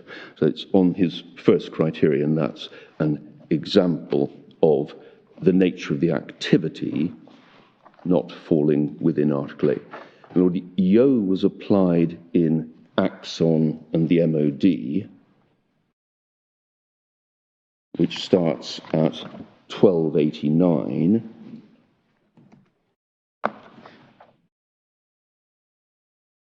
In that case, the claimant was the commander of a Royal Navy warship, and he had misconducted himself in bullying his subordinates, and information about that was leaked by the MOD, by an MOD employee, to the newspaper in breach of confidence. Mr. Justice Nichol, following Yo, held there was no reasonable expectation of privacy in relation to that information, and at 41 to 45, starting at 1302, there is a useful discussion of the way in which activities may bear on this question, culminating at 45 in the application of paragraph 147 of Yo. In the course of his discussion of this question, Mr. Justice Nichol referred to the Countryside Alliance case when it reached Strasbourg, Friend and the UK, Countryside Alliance in the UK, where the Strasbourg court approved a distinction drawn by Lord Roger in Countryside Alliance in the domestic court between carrying out an activity for personal fulfilment, carrying out the same activity for a public purpose, where one cannot be said to be acting for personal fulfilment alone. And then he set out the underlying observations of Lord Roger from Countryside Alliance at 1303. And my Lord, the judge regarded the misconduct revealed by the information about bullying as not just relevant to the balancing exercise, but also material as to whether the claimant had a reasonable expectation of privacy at all. And one sees that at 64E at page 1308.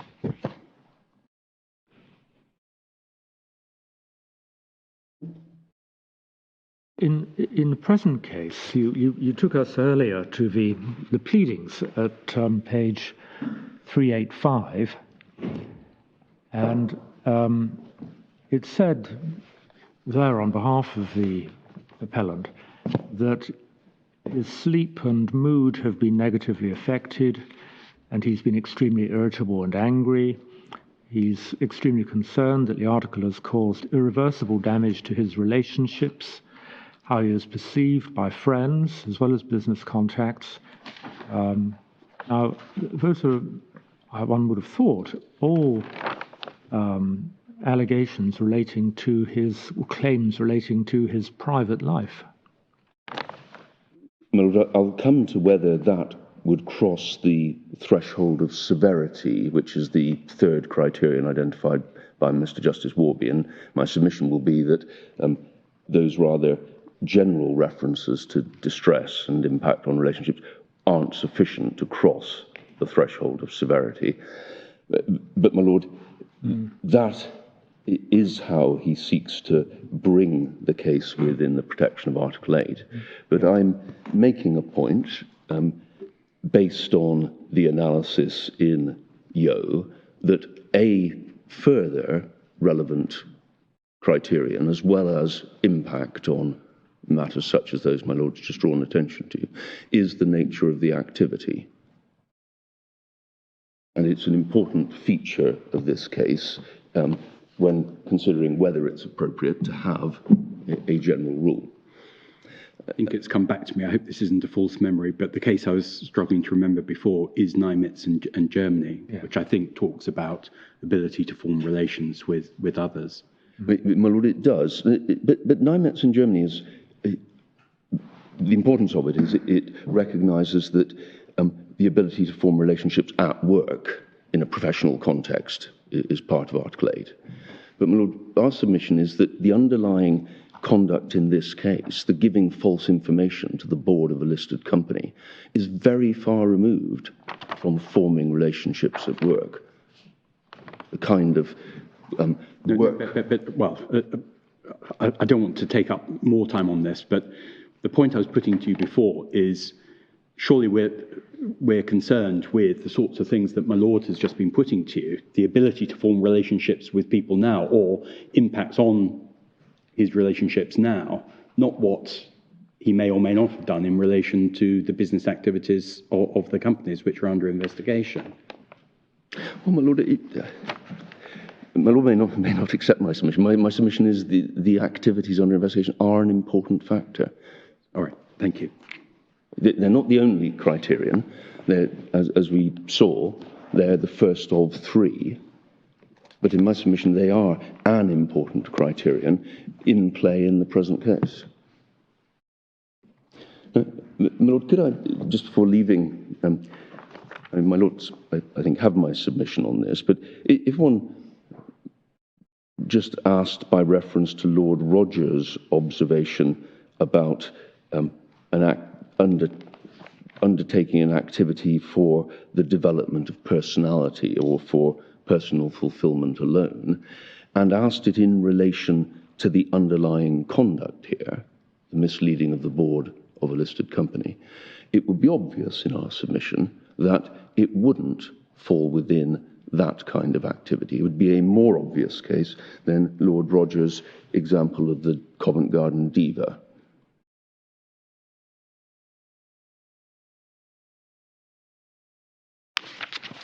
My lord, both Yo and Axon were applied in NT1 versus Google, which is the right to be forgotten case. That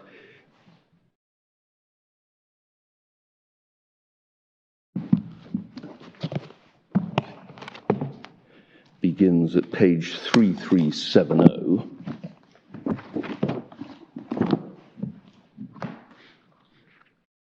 Mr. Justice Warby again, and what had happened in that case was that a businessman in charge of a public company had committed offences relating to the activities of that company many years ago, and the case was concerned with whether Google search results, which threw up references to that conviction, that spent conviction, should be delisted on the basis of the emerging right to be forgotten. And Mr. Justice Warby deals with the point that I'm on at paragraphs 139 to 140.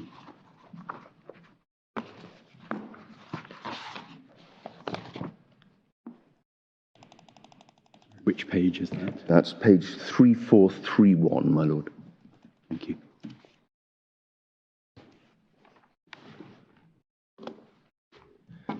The discussion at 139 involves a working party document which commented on arguments in favour or against delisting and comments on von Hanover. But if I could pick it up just below H, footer 3431, more importantly, the principles concerned with the details of the private life of an individual.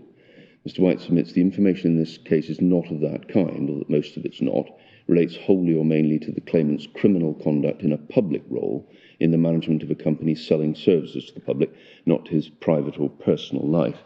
He invites comparison with Yo and Axon, and then he says at 140 he agrees with that submission, and then he mentions at the beginning of 140 certain health information.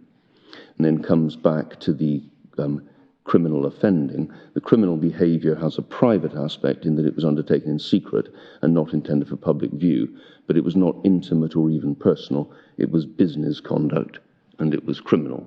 So applying Yo and Axon to the business conduct involved in the running of a public company, Mr. Justice Warby again expresses the view that that is not part of private life.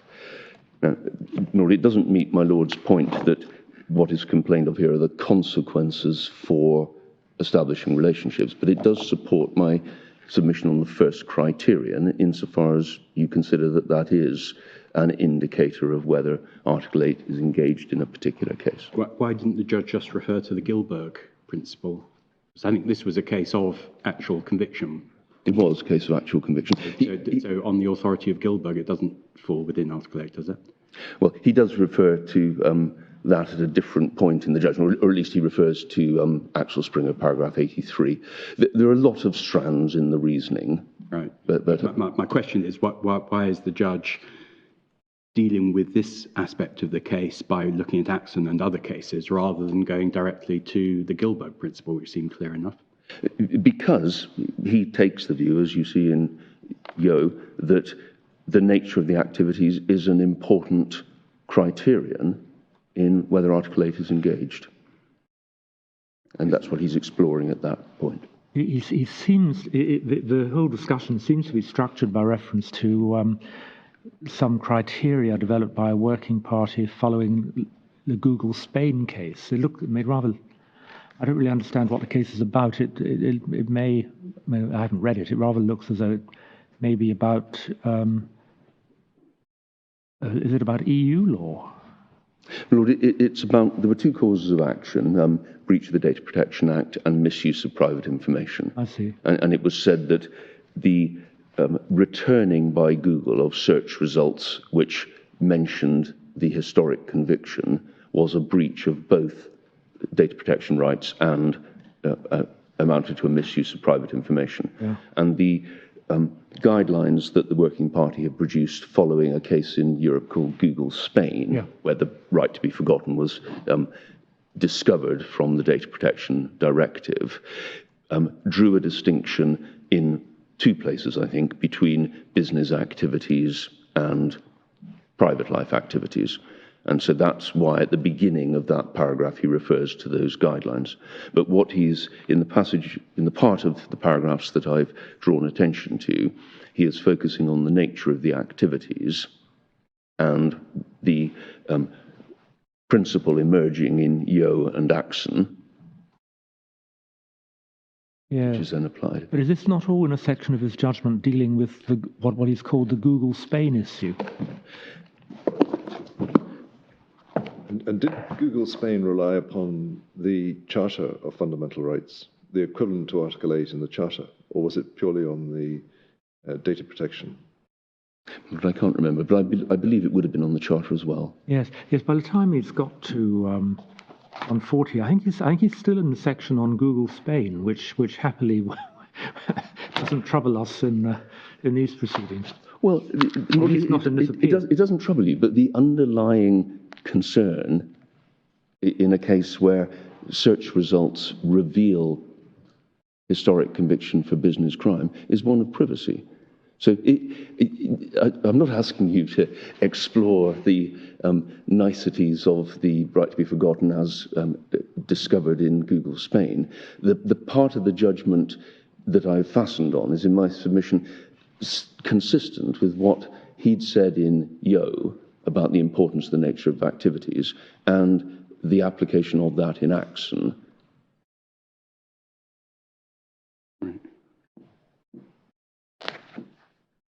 As I understand it, your submissions, you would say, well, Gilberg would give the answer to any reliance on Article 8 in the circumstances of the case we're looking at here. Well,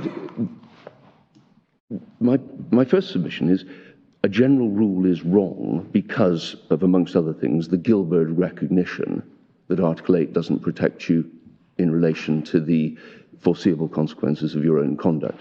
But I'm on slightly... In a situation where you've been convicted Well, I've disavowed that, my lord. My lord's heard my submission on that. There was no conviction in JR 38. No, but I was just looking at this case. There was a conviction here, as I understand it. There was. So what I'm struggling to understand is why the Gilbert principle, as you've explained it to us, and indeed as we've looked at it, insofar as one was looking at Article 8 in the context of the NT1 case, that would just be an end of it, wouldn't it? Well, my lord, no, for this reason. The right to be forgotten is commonly engaged by historical events, information about historical events. So NT1's conviction was spent. And so on the cases such as Riel and Re-T, about, in the memorable words, I think first from Lord Hope in Riel, that over time a conviction may recede into the past and become part of one's private life. He was looking at privacy protection in relation to a historical conviction. And one facet he thought important was the nature of the activities underlying the conviction, the business crime. All right, thank you. Well, I'm conscious of the time. Yeah. If it helps you, you can be assured we have read. I mean, you're taking us through your written case, and we got to page 18 of 50. We have read the written case. If that helps you to speed up. My lord, I'm sorry. I will speed up. I'm not criticising your presentation at all. It's just to reassure you that we have read the. Yeah, my lord, I'm very confident of that, and I will. I'm conscious of my hard stop at 3:30, and we'll meet it. Well, I wonder, is that an appropriate moment for us to adjourn then? Thank you. 2 o'clock.